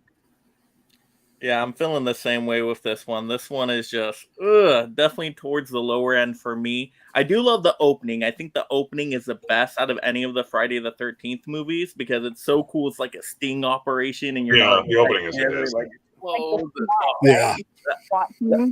But after that, it's all downhill. I don't like him, going into different bodies because it doesn't even feel like Jason. It just feels like random slashers about. It's just the acting's not so good. The worm thing, it's so weird. The ending multiverse stuff is cool with Freddy Krueger's arm and the Evil Dead book. That's all cool. But if that stuff wasn't in it and the beginning scene wasn't in it, this would be another one. I'm like, okay, you can remove this out of the whole franchise. I mean, they even make simple mistakes in there, like misspell Voorhees on the sign going to like the mom's house. Like, who is not like looking at this and post or something? And then it gave me like Halloween 6 vibes with all the relative weird stuff in there, and like they're trying to have a baby so he can come back to life, and that was super confusing and weird. I'm like, no. The body swapping was weird to me when I was a kid. Yeah. It's like how the worm looks nothing like the worm on the poster. It's like, what? Like, which one was designed first? I remember renting this and Beverly Hillbillies, the movie, on VHS the same day. It's a vivid memory I have. That's awesome. I saw that in theaters. Did you really? I love that movie. I haven't seen that in years. I rented this in like 9th grade because I know a kid who was like, "Oh, it's awesome!" Like a couple years after, a few years after it came out, I was like, "Is it?" Oh no, I think my parents rented it and they were like, "Yeah, it was dumb." So my parents would always rent a horror movie, and if they watched it, like my sister and I would watch it the next morning with them. Usually, as long as it's not like god awful, they wouldn't care if we watched it. But this It was like, it was bad. I don't think I even wanted to watch it. My aunt rented me Hellraiser 3 when I was like probably 6, and I remember to myself, I was like, I don't think I should be watching this. Yeah. She rented me that and Dr. Giggles. Dr. Giggles, I was like, oh hell yeah. But yeah, I was watching. It's actually my favorite Hellraiser now. But yeah, at the time, I was like, I was very lucky to have people in my life that let me watch horror movies at a very young age, and I was raised on them. But yeah, I don't even know what I'm talking about, honestly. I just started going on about Hellraiser, so I didn't go on a tangent about Hellraiser. I can relate though, yeah, because I used to watch. I grew up on horror movies too, so like I saw the whole Nightmare on Elm Street franchise before I was like 10 years old, and Halloween was my favorite movie when I first saw it, and all that stuff. I always used to watch these on cable and Toxic Avenger stuff 5-year-olds shouldn't be watching. Yeah. Oh, for sure. Now, I had an aunt who used to show me things that I probably shouldn't have been watching either. And she would kind of use it as threats for us to be good. Like if we were acting up, I remember she would walk out of the room and she would look at us and be like, she'd point outside and she'd be like, the ground is sour, because she used to make us watch Pet Cemetery. And Pet Cemetery, and she made me and definitely shouldn't have been watching this at my age, but I watched The Hand That Rocks the Cradle with her. Yeah. And I was like, man. And I remember, my dad picked me up from the house one day and he asked me what we did, and I told him what we watched, and I remember he called her and he was like, what the hell are you my kid watching? And he's like, Hand That Rocks the Cradle, Tina, really? Really? And I was like, oh. I go, well, Dad, it was a really good movie. I could talk hours about Hand That Rocks the Cradle. God. I think it's because of that. So. Yeah. That's hilarious. Yeah, I've actually never seen that. I keep forgetting about Oh my goodness, it was a movie for me when I was a kid. A strange movie for a little boy to be watching, but I freaking love that movie. Yeah, true. I guess. Yeah. We definitely shouldn't have been watching that. Yeah. We were at, but we did. This is the most fun. Yeah, like I love my kid watch anything he wants to watch, pretty much, as long as I've seen it before. Yeah. He's like not even 6 yet, but the only thing he ever got scared enough to while watching that to turn off was Sleepwalkers. No. Oh yeah. Like the stupid like cat. Like it was like a scene where he was like a cat guy, like or something like that. He's like, it's scary. I'm like, I have to watch it. It's fine. But, like, other than that, so anytime I'm like screwing with him in the basement, I'm like, you want to watch this one? Show it to him. No. Like fine.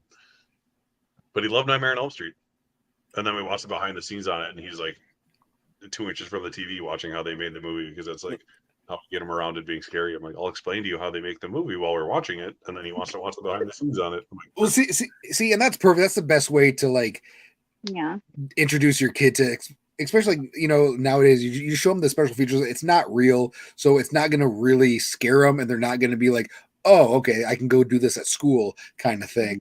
And also, you might be crafting his mind. He might want to grow up to be a filmmaker. He's seeing all this stuff, and he's like, wow, I can do that. That's really cool. And they're going to remember how that made them feel when they were that young, and they're going to carry that on.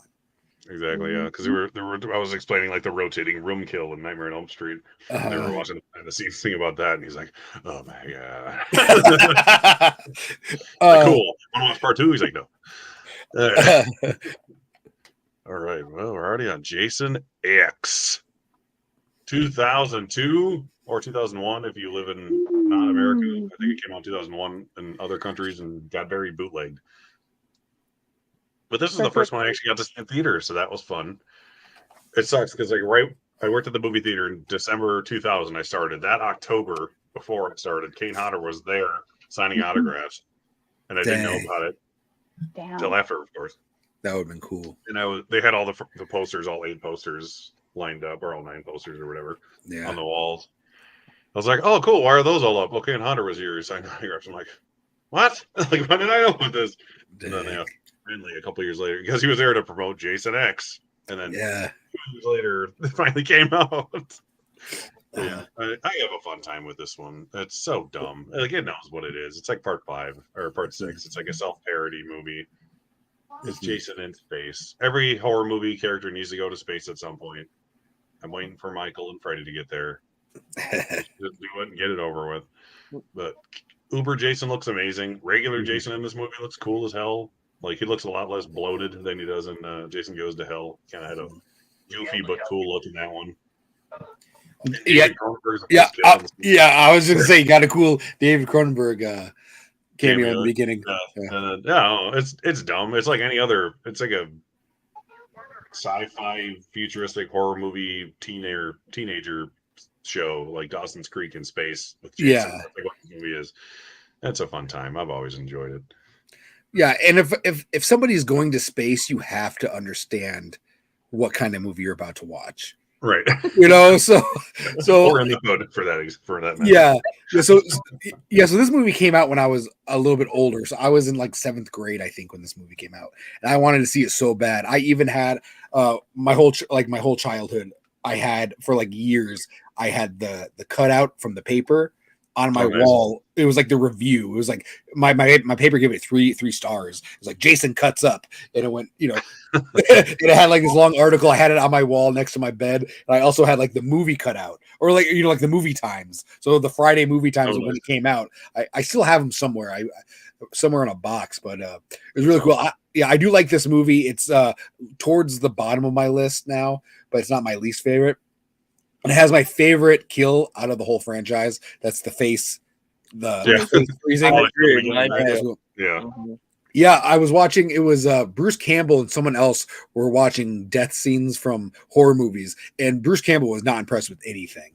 Like, he's just like didn't like anything he was watching. And then they showed that scene. And he was like, oh, that was really cool, actually. So I was like, wow, but yeah, that's my favorite scene. And I also like the scene where like it's the simulator, and it's like, you guys want to smoke pot, and then like it's Jason,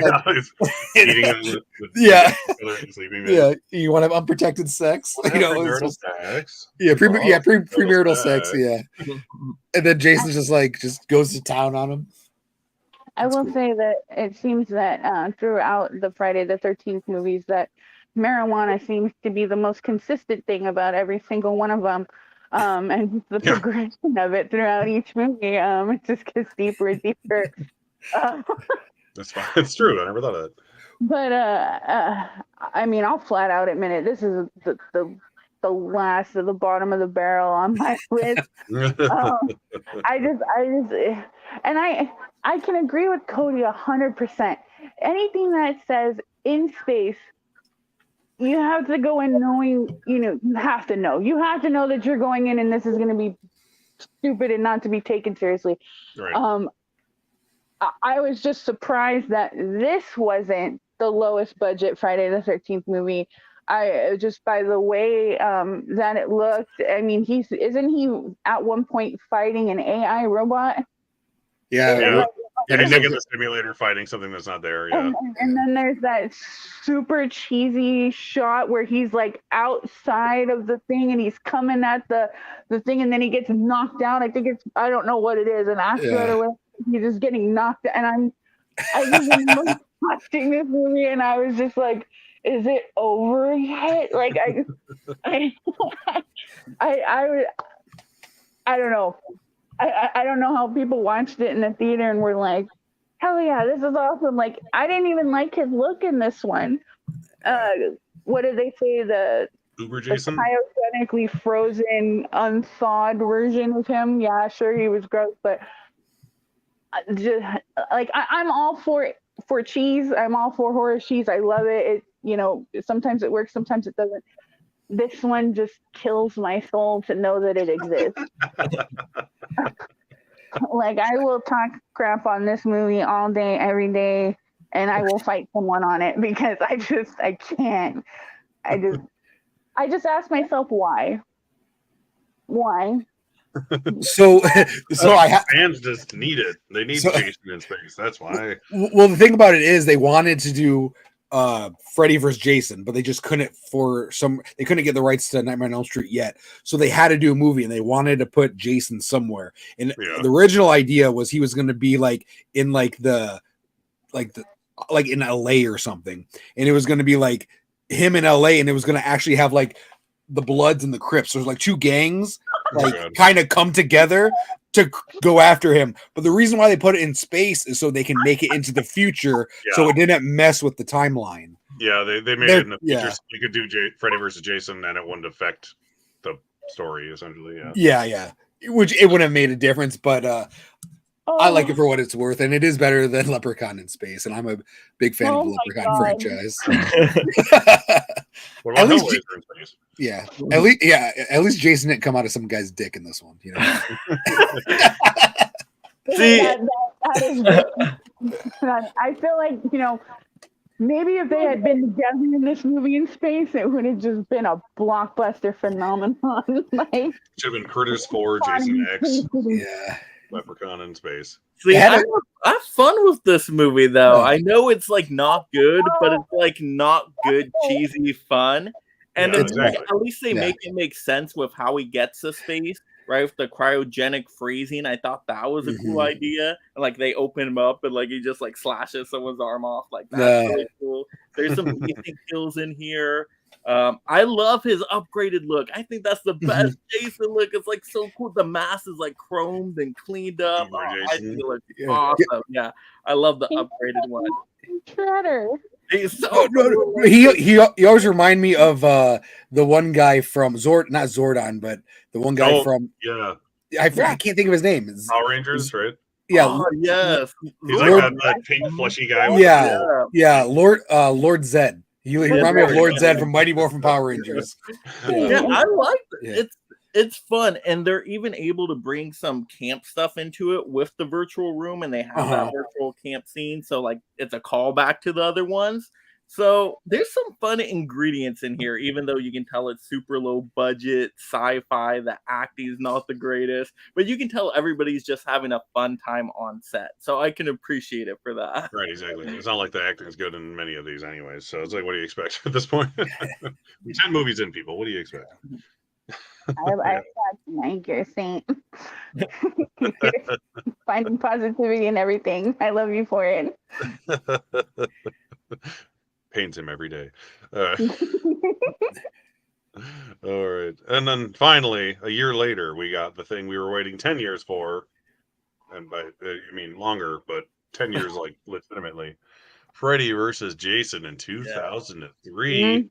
Another fun theater experience I got to have. I kind of wish I remembered it better, but I do remember seeing it in theaters, and it was awesome. And I saw this, and I'm pretty sure I saw Jason X a couple times each in theaters. It's easier when you don't have to pay for it because you're working there.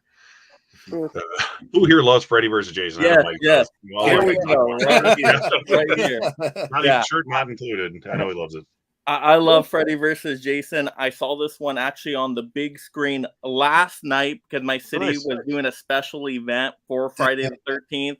So they had in a nice, cool theater, big projector. So it was fun to see this with a crowd and an audience who loves this franchise because everybody was just like screaming and clapping along with it.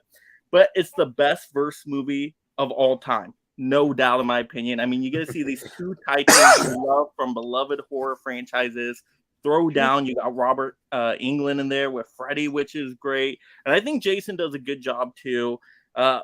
I think the story makes sense of why he needs to use Jason to instill fear in the Elm Street kids, and that's how he comes back and brings them back. But then Jason gets wild like a wild dog, and then that's when they clash. So to me, the story makes sense, and I'm glad they went with this story plot instead of the other ones they were talking about behind the scenes of like, oh, they would have had a Fred-headed cult. I'm like, oh no, that would have been weird. That would have been like Halloween 6 stuff again. I'm glad they didn't go that route. You already tried that. Yeah, but I think the director did a great job with this one. Like, I love how it's filmed. The visual effects don't really keep up now with like the caterpillar thing. Like, that's kind of wonky now. Some of the writing isn't the best, but overall, this is just a fun movie. I can rewatch this one all the time. I love it, but you guys are going to share more great points, so you guys all talk. It's such a fun movie, but God, it divided families, relationships ended over it. Like, people stopped talking to people. Like any good movie does. because it was just like you were either Team Freddy or Team Jason. There was no in between. And if you even questioned somebody on it, it was the end of everything.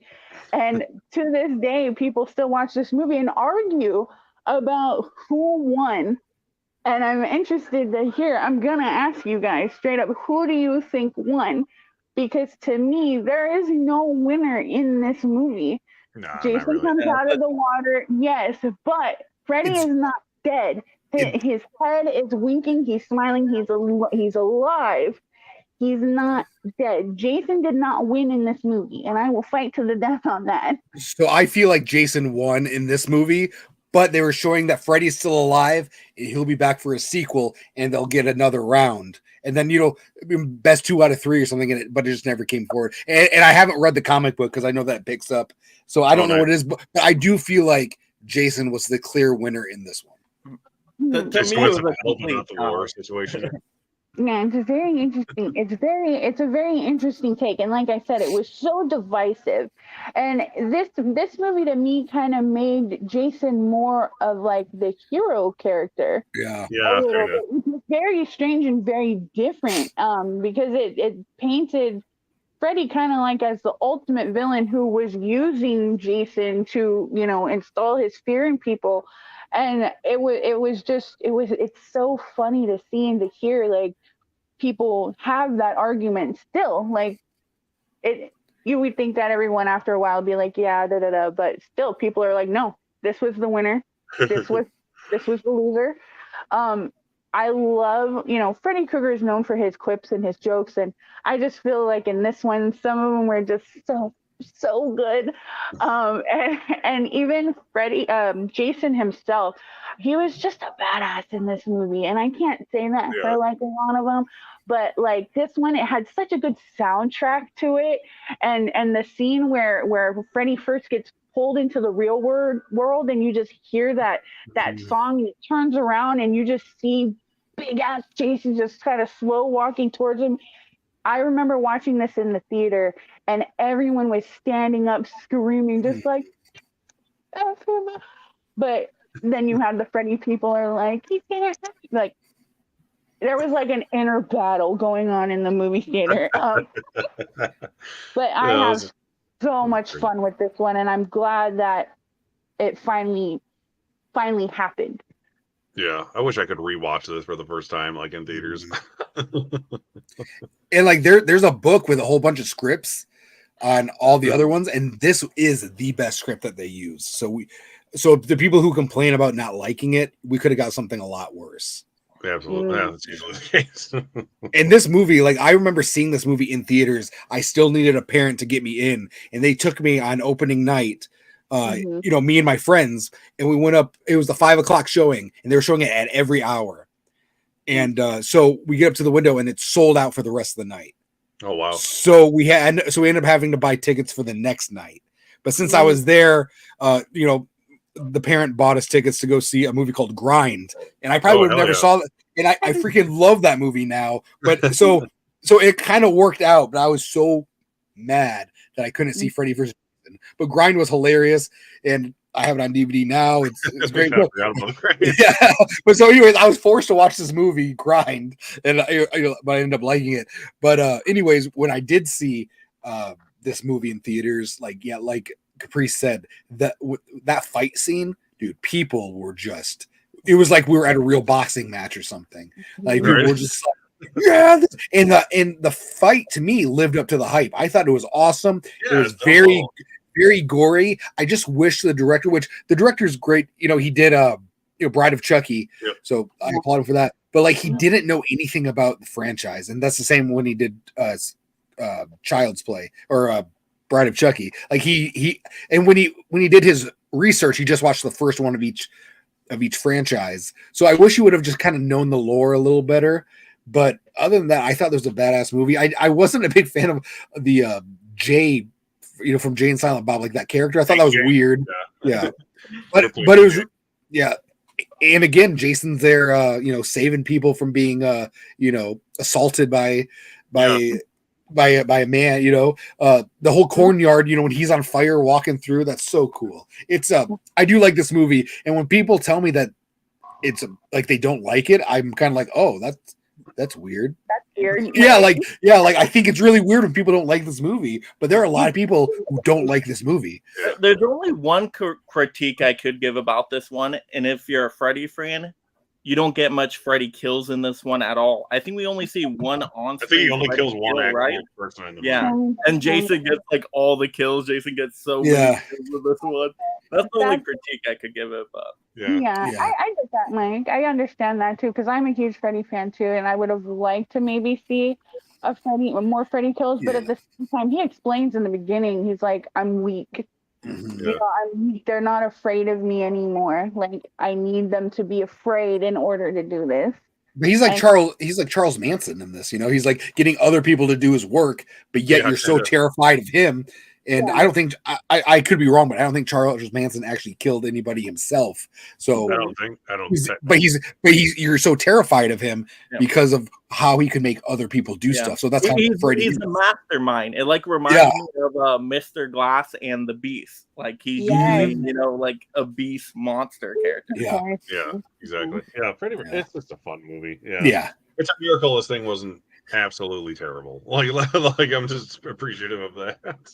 Yeah, it's just Freddy's cool. It's Robert Englund. It's real Freddy. We get real Freddy. It sucks Kane Hodder didn't get to be in it. Like they didn't even offer it to him because they wanted Jason to be bigger than Freddy. So they got the stunt guy from the 8th one. Yeah, he beats him in the diner or whatever. Yeah, the guy who gets thrown at the glass. And he's like a foot taller, which like visually it works. But it just kind of sucks that they were shitty to Kane on not coming back. Like Kane was very, very hurt by that too, because like whenever I go to conventions and I see him and he talks about it, he's always because he was promised the role, and just all of a sudden they were shooting, and he was just like, "Oh, I'm not in this." Yeah. Oh, neat. Yeah. Yeah. As far as like making this story work, I don't think you could have done a much better job of getting it to make sense as far as a movie like this can make sense. So. Yeah, not much more to say on Freddy vs. Jason, but hey, it's fun. What do you get? I'm not going to argue. And you get Rey Mysterio Jr. He plays Freddy Krueger for one he's scene. Like Freddy, right? Yeah, so Freddy during the the pinball scene when he's like yesterday. Yeah, I was like, what? No yeah. Oh, Ray. All right. And last but not least, let's just go through these and we'll look at some more comments before we show the final results. Friday the 13th, 2009.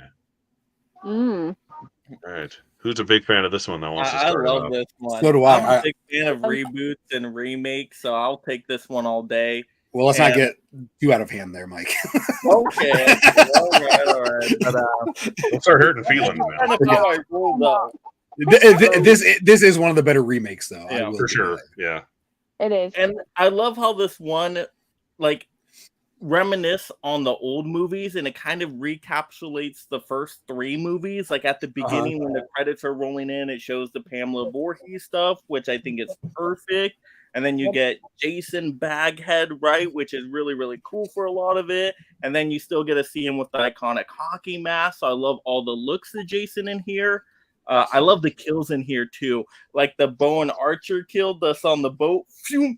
Oh, I love the way that looks. And then even when the person goes under the bridge and the machete, yeah, that like was the good. noises, the sounds are just like, oh my gosh, absolutely shocking. It's brutal. It is so brutal. I just love this one. The characters are great in here. You're rooting for the main heroes. They're pretty likable. That sister dynamic in there is really good with the brother. Yeah. And then I like how they make it make sense too with Jason running around through the tunnels. Like that makes sense. I know some people didn't like that because it wasn't the same as the original. But if he's gonna pop up places, well, how is he gonna do that? He's gonna have tunnels and he's gonna run through them. It makes perfect sense for me. And so and I feel like that explains what he does during his time. Like like you're like, what does he do all the time? Just stand there? But no, he's building tunnels. He's building underground railroads. Yeah, I think Mike, you literally took everything out of my mouth. I love this one. I loved how brutal he was in this one. My favorite kill in this one is the sleeping bag. Yep. He has her over the fire in the sleeping bag. I was like, wow. And I loved how fast he was in this one. He He's really wasn't cool. Yeah. slow and taking his time like he does in the other movies. He is fast and he's just messing people up in this one. And the kills in this one are some of my favorites just because they're so great. And I'm so happy that you said that, Mike, because we literally got 1, 2, and 3 in just the intro part of this movie. You get to see the progression from Raghead Jason into where he finds the hockey mask. You hear a little bit of the mother in the beginning, but it's not focused on her. It makes Jason the key point. The only gripe I have about this movie, and I hate to be this one, but because I did love it so much, I did not like the hostage idea of the girl. That's not Jason's MO. It never has been, and it's never been an inkling that he's ever held anybody. He never has. He's killed everybody, and the fact that he held this girl, I think it was 6 weeks. He had this girl, down in the dungeons for 6 weeks because she apparently looked like his mother. I didn't really like that part. It kind of goes against everything that Jason is. But I really love this one. I love the aesthetic of it. It gave me Texas Chainsaw Massacre remake vibes just from the look of it. And to me, that is like the epitome remake is the Texas Chainsaw Massacre one. I love the look of this. It kind of gave you, like you guys both said, the tunnels. You saw a different side of this, and I think that's what made it so great. I really love the score on this one too. It had a really great soundtrack and score. But yeah, I'm not usually a remake reboot girl. There are some that hold a special place in my heart, and I actually hold this one in pretty high regard.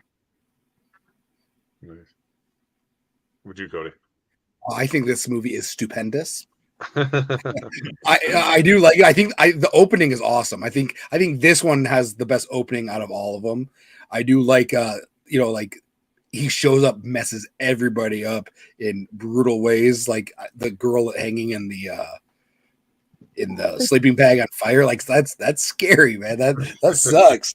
And like, yeah, he's just like, I like how they're playing like some 80s music, and they make characters like the one guy, like you hate this guy. So it's like when he dies, you love when he dies, like the stupendous guy. Like you're like, this guy, the douchey guy.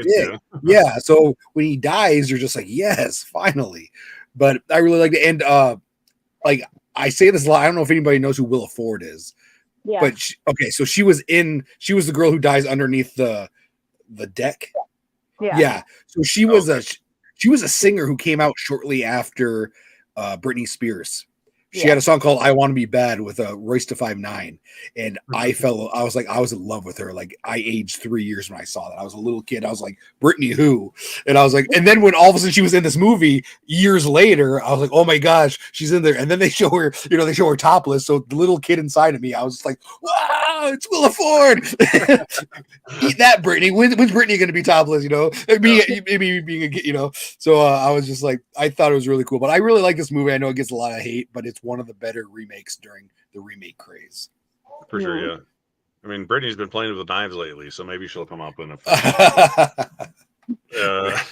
remember that song though. Now I just heard it for the first time, and it's stuck in my head now. So many years from like the other day. Playing I want to be bad. Yeah. Right, that one. It's a good song. I listen to it from time to time. Girl, it's funny. I have singles.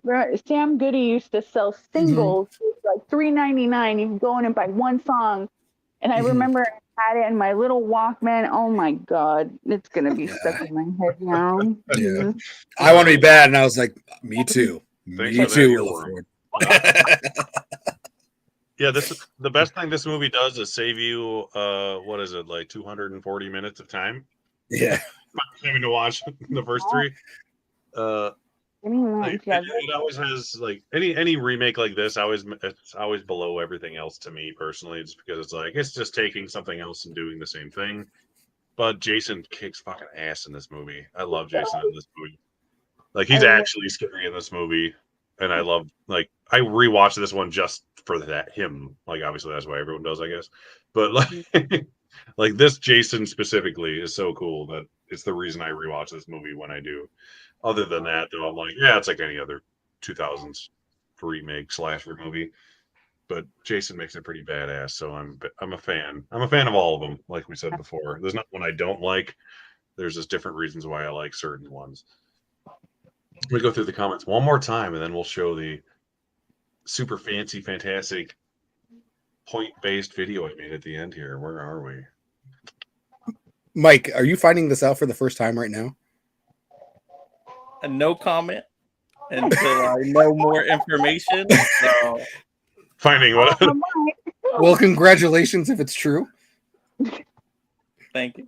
I read it. I looked at Mike, and Mike was frozen. I was like, is he frozen? Yeah. I was like, is he frozen, or is the camera frozen? He's just like, Where's the thing? I see it. Well, we're sticking on Friday the 13th. That's what we're sticking on right now. Well, I'll get there when I get there, I guess. I don't see it right now. I know what you're talking about. it says Mike's having Taco Bell tonight, and we're He's having Exactly.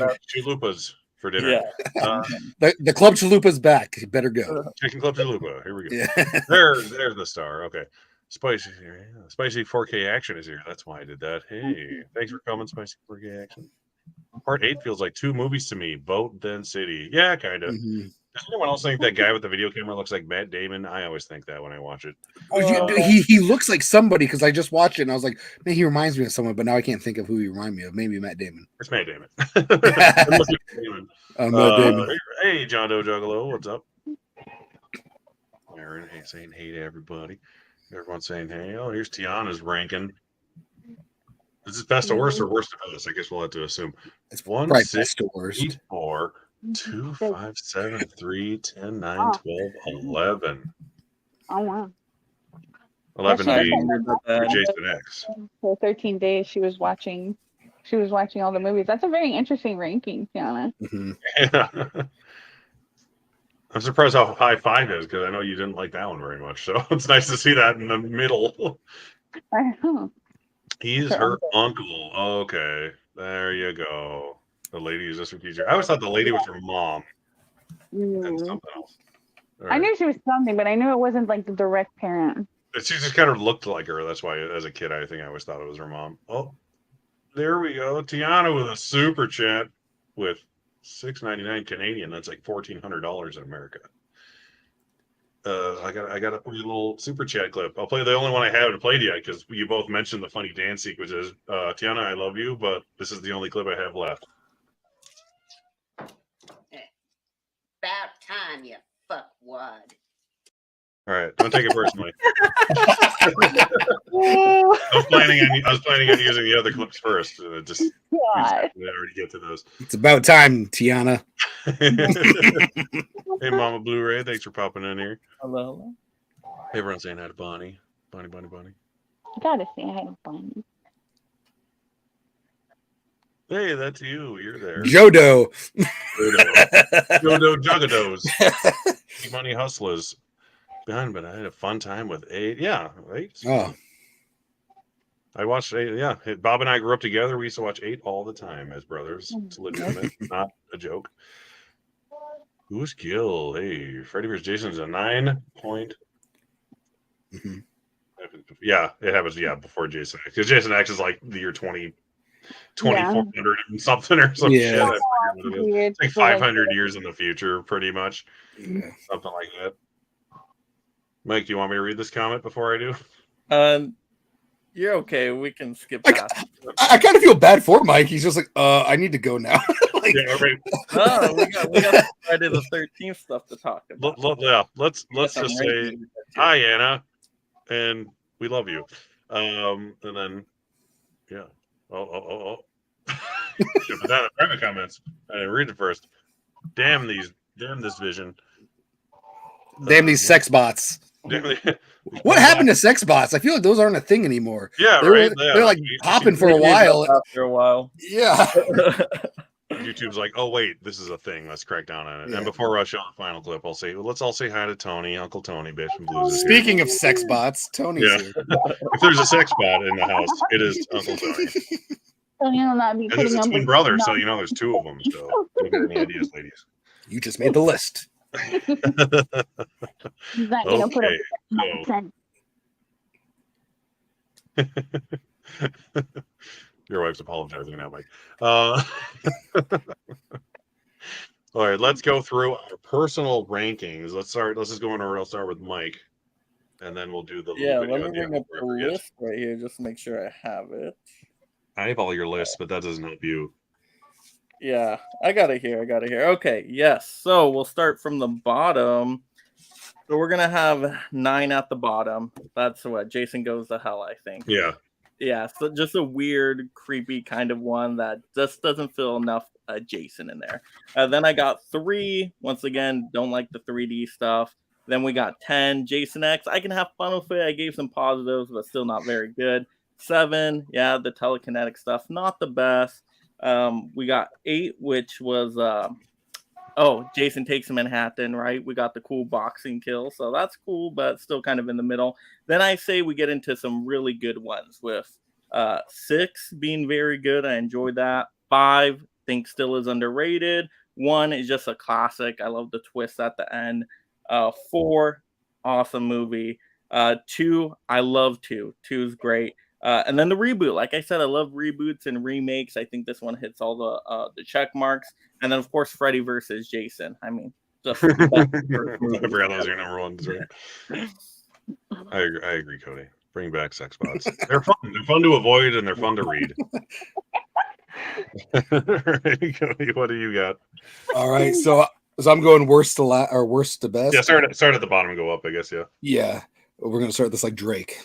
So Jason Goes to Hell, and then Jason X, then Friday Part 5, A New Beginning, then Friday the 13th remake, Freddy vs. Jason, then Friday Part 7, New Blood, then Friday the 13th, the original, then Friday Part 6, Jason Lives, and then Friday Part 3, and then Friday Part 2, and then Friday 4, the final chapter, and then my favorite one is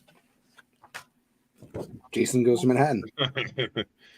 Jason Goes to Manhattan. Jason Takes Manhattan. My favorite one. I can't even say it right. Jason takes a trip to Manhattan. Yeah, it's my favorite one. Nice. Those are cool. Those metal, they sound metal. No. Like they're thick, whatever they are. Yeah. Real thick ones. Thick daddies. All right, Caprice. Okay. So my least is X. I hate that movie. The next one is Jason Goes to Hell. Hate that movie too. Part 3 is after that. Hate that one too. Okay. Do you like it?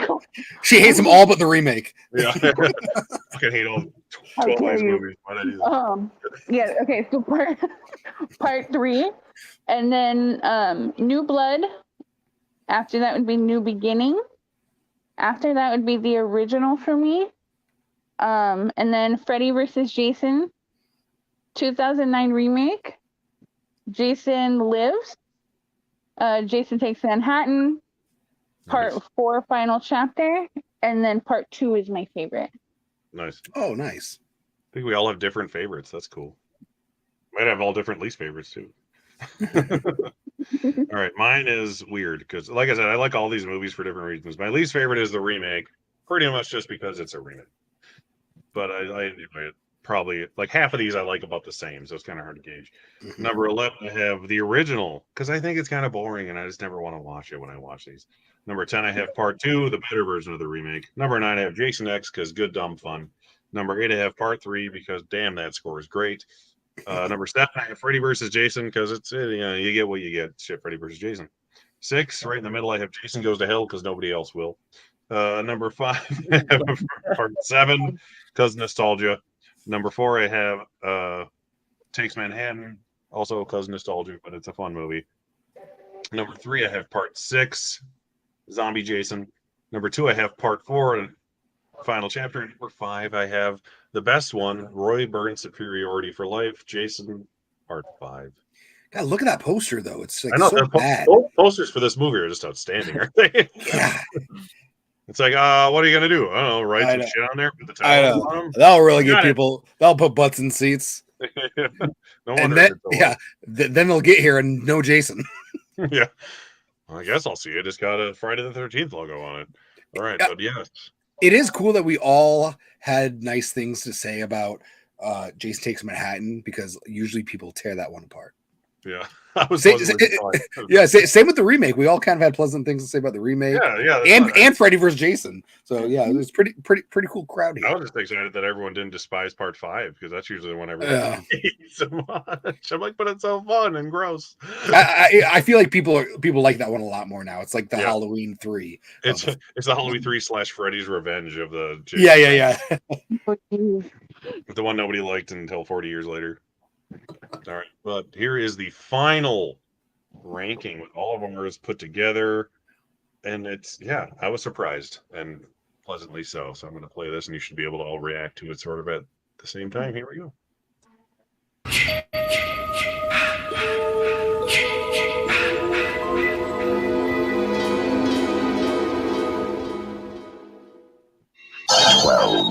Shocking.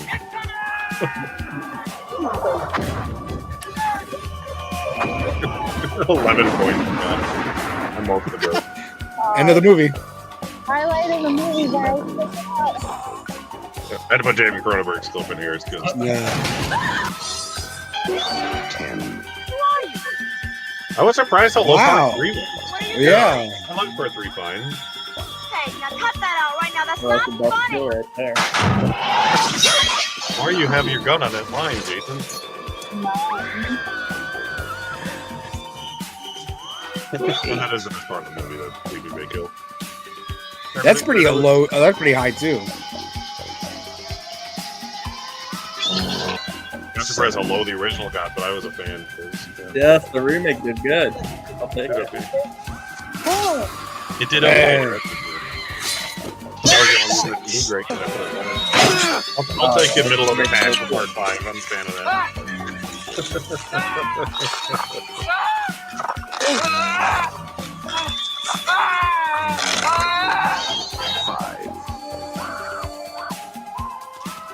Freddy vs. Jason. Place your bits. Please. That's not in the movie. It's funny how That's cool. yeah. What is it, Posse, or what the hell his name is?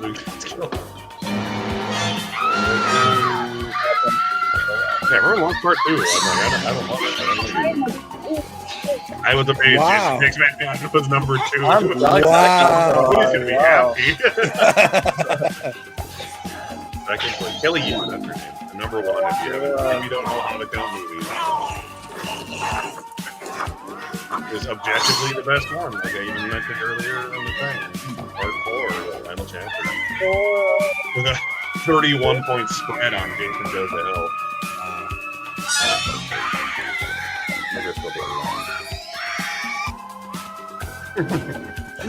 The banana. Oh, yeah. In the mouth, too. I have the part 3 music playing. All right. That's not what I meant to do. There we go. I was like, oh God, what'd I do? Oh, wait. Yeah, I was pleasantly surprised that Jason Takes Manhattan was number 2. I couldn't believe that. I was like, oh, this seems wrong. I like triple checked it. Well, even I'm like, I don't think that should be there. and it's my favorite one. I'm just so used to people just trashing Jason Takes Manhattan, but that's pretty cool. Yeah, No, that's awesome. I'm very surprised by that. Yeah, Me I feel too. You had the right people on this stream. We're gonna This was very different. I was different. right, but I was Yeah. surprised what the one we agreed on was Jason Takes Manhattan. Mhm. I expected Yeah. part 4 to be number 1, just because it's usually on average a favorite, if not the favorite. Like I think it's the best one, but it's not necessarily my favorite one. And that's kind of how people think usually. And And then- the original one was a lot further than I thought it would be. Yeah, Further up or down? I thought it would be towards like the one of the favorites, just because it's the Oh original. yeah, I think it landed at like what, part 8, I think. Yeah. I was like, yeah, I mean, that's about. Like, I'm fine with that. I was kind of Yeah, this is definitely a different kind of list for sure. Yeah, it's the official list. It's Yeah, It's the not official Friday the 13th list. Yep, this is legal. All this. Yeah, brought to you by Paramount. We're gonna notarize this. This is gonna and be New Line Home Cinema. Yeah, no. Part 3 is awesome. If I watched in Part 3, I think it's Part 3 is fun. Not watching in 3D because it's so obviously supposed to be in 3D. Oh, I was like, what does he mean? Watch it proper. I was like, Watch it proper. Like, yeah, watch it like with tea or something. Like, Yeah. well, yeah, I understand. Yeah, and biscuits. Yeah. I saw in theaters in 3D. Yeah, Tony saw all these movies in theaters Must because he's a bad man and he's amazing. Must be nice to be. He saw every movie in theaters. Garrett popped in. He did the same thing last night, I think, on his channel. So Yeah. go watch that. I'll watch that, and we'll see how different our endings were. Oh, I guarantee you, it's night and day different. I guarantee, How long we are with yeah, watching Earth. I guarantee you, it's night and day different. But that's the fun part about this franchise. Yeah, yeah. It's like either you love or hate them, or you like them all, but just differently, kind of like me. And it's like that's just fun. Bullshit about these movies, and they're just fun to look at. Mm-hmm. Trying to see if anyone else is complaining about ranking. Someone said like Part 3 is way there. It is. Part 3 is way too low. I had Part 3 almost the highest out of everybody, and I had it at 8. Like probably. I'm like, I like it, fine, but yeah. Oh, what's it? Autograph Rat Pack shirt, Cody's autograph. Yeah, gotta get the real Rat Pack on there. I saw you're wearing my shirt today. Thank you for doing that. I am, yeah, guys. my sweater's upstairs. I'm on theme, so I didn't wear my own crap today. I usually do that for videos, but yeah, thanks. That's it. Hope everyone liked the little videos I did. I took some time. It worked out. Yeah, the original trailer for the first movie literally just counts 1 to 12, and it's like, yeah, like count to 13, blah blah blah. I'm like, well, I can use that, so I just like clipped the hell out of it. Yeah, this franchise has some cool teasers. Like later on, like for Jason Takes Manhattan, and I think Jason Lives had a cool teaser. So there's some cool teasers for this franchise. Yeah, I need to go back and watch a lot of these special features on these because like that's the one thing I did since I was like at home injured from surgery. I'm like, I want to watch the movie and then I'm going to watch 3 hours of special features. Do you just have surgery, or is this a long time ago?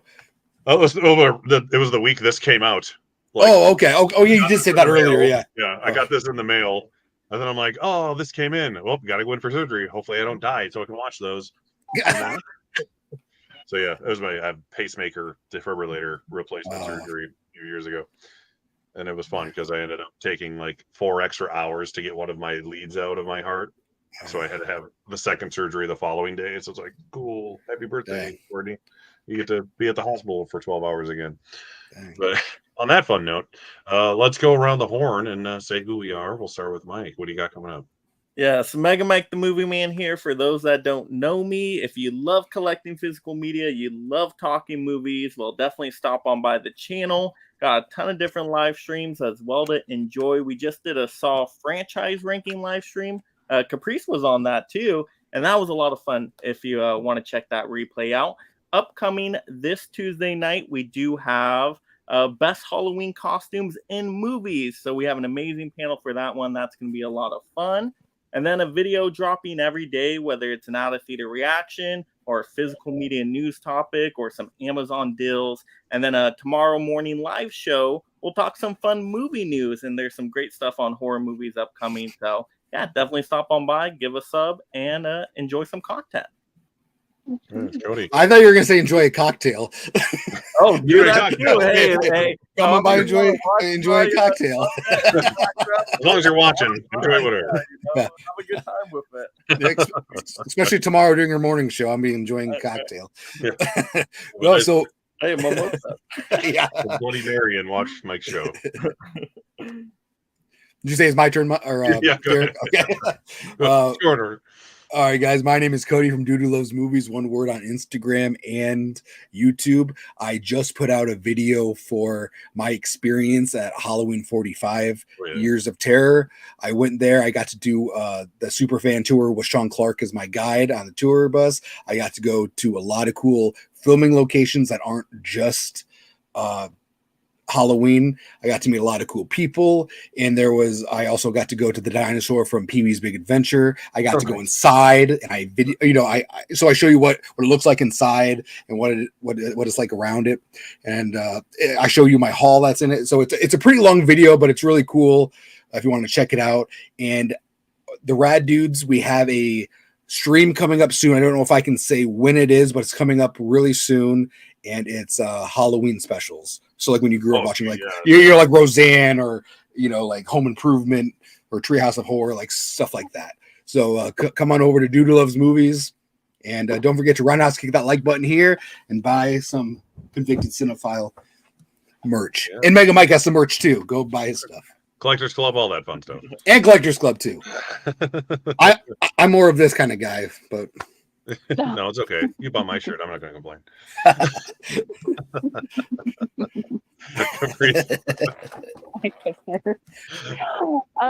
Yeah, so my name is Caprice, aka Jacqueline Horror.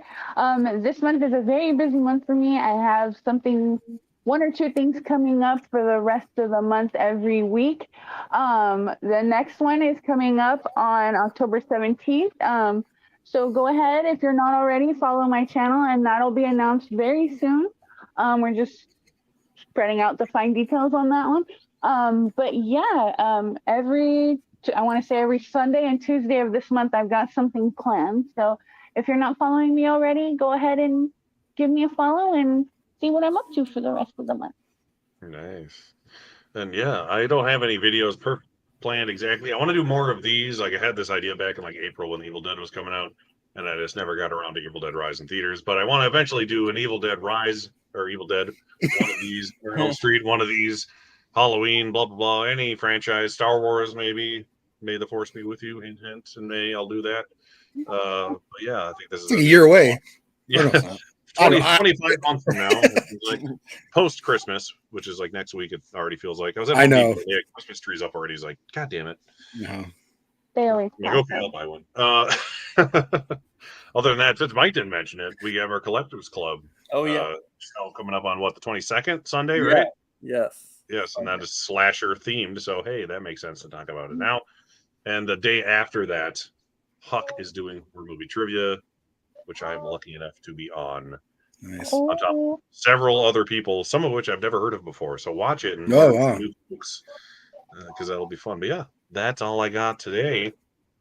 As I always say, thanks for watching, and we'll see you next time. I put my mask on, but I threw it behind me.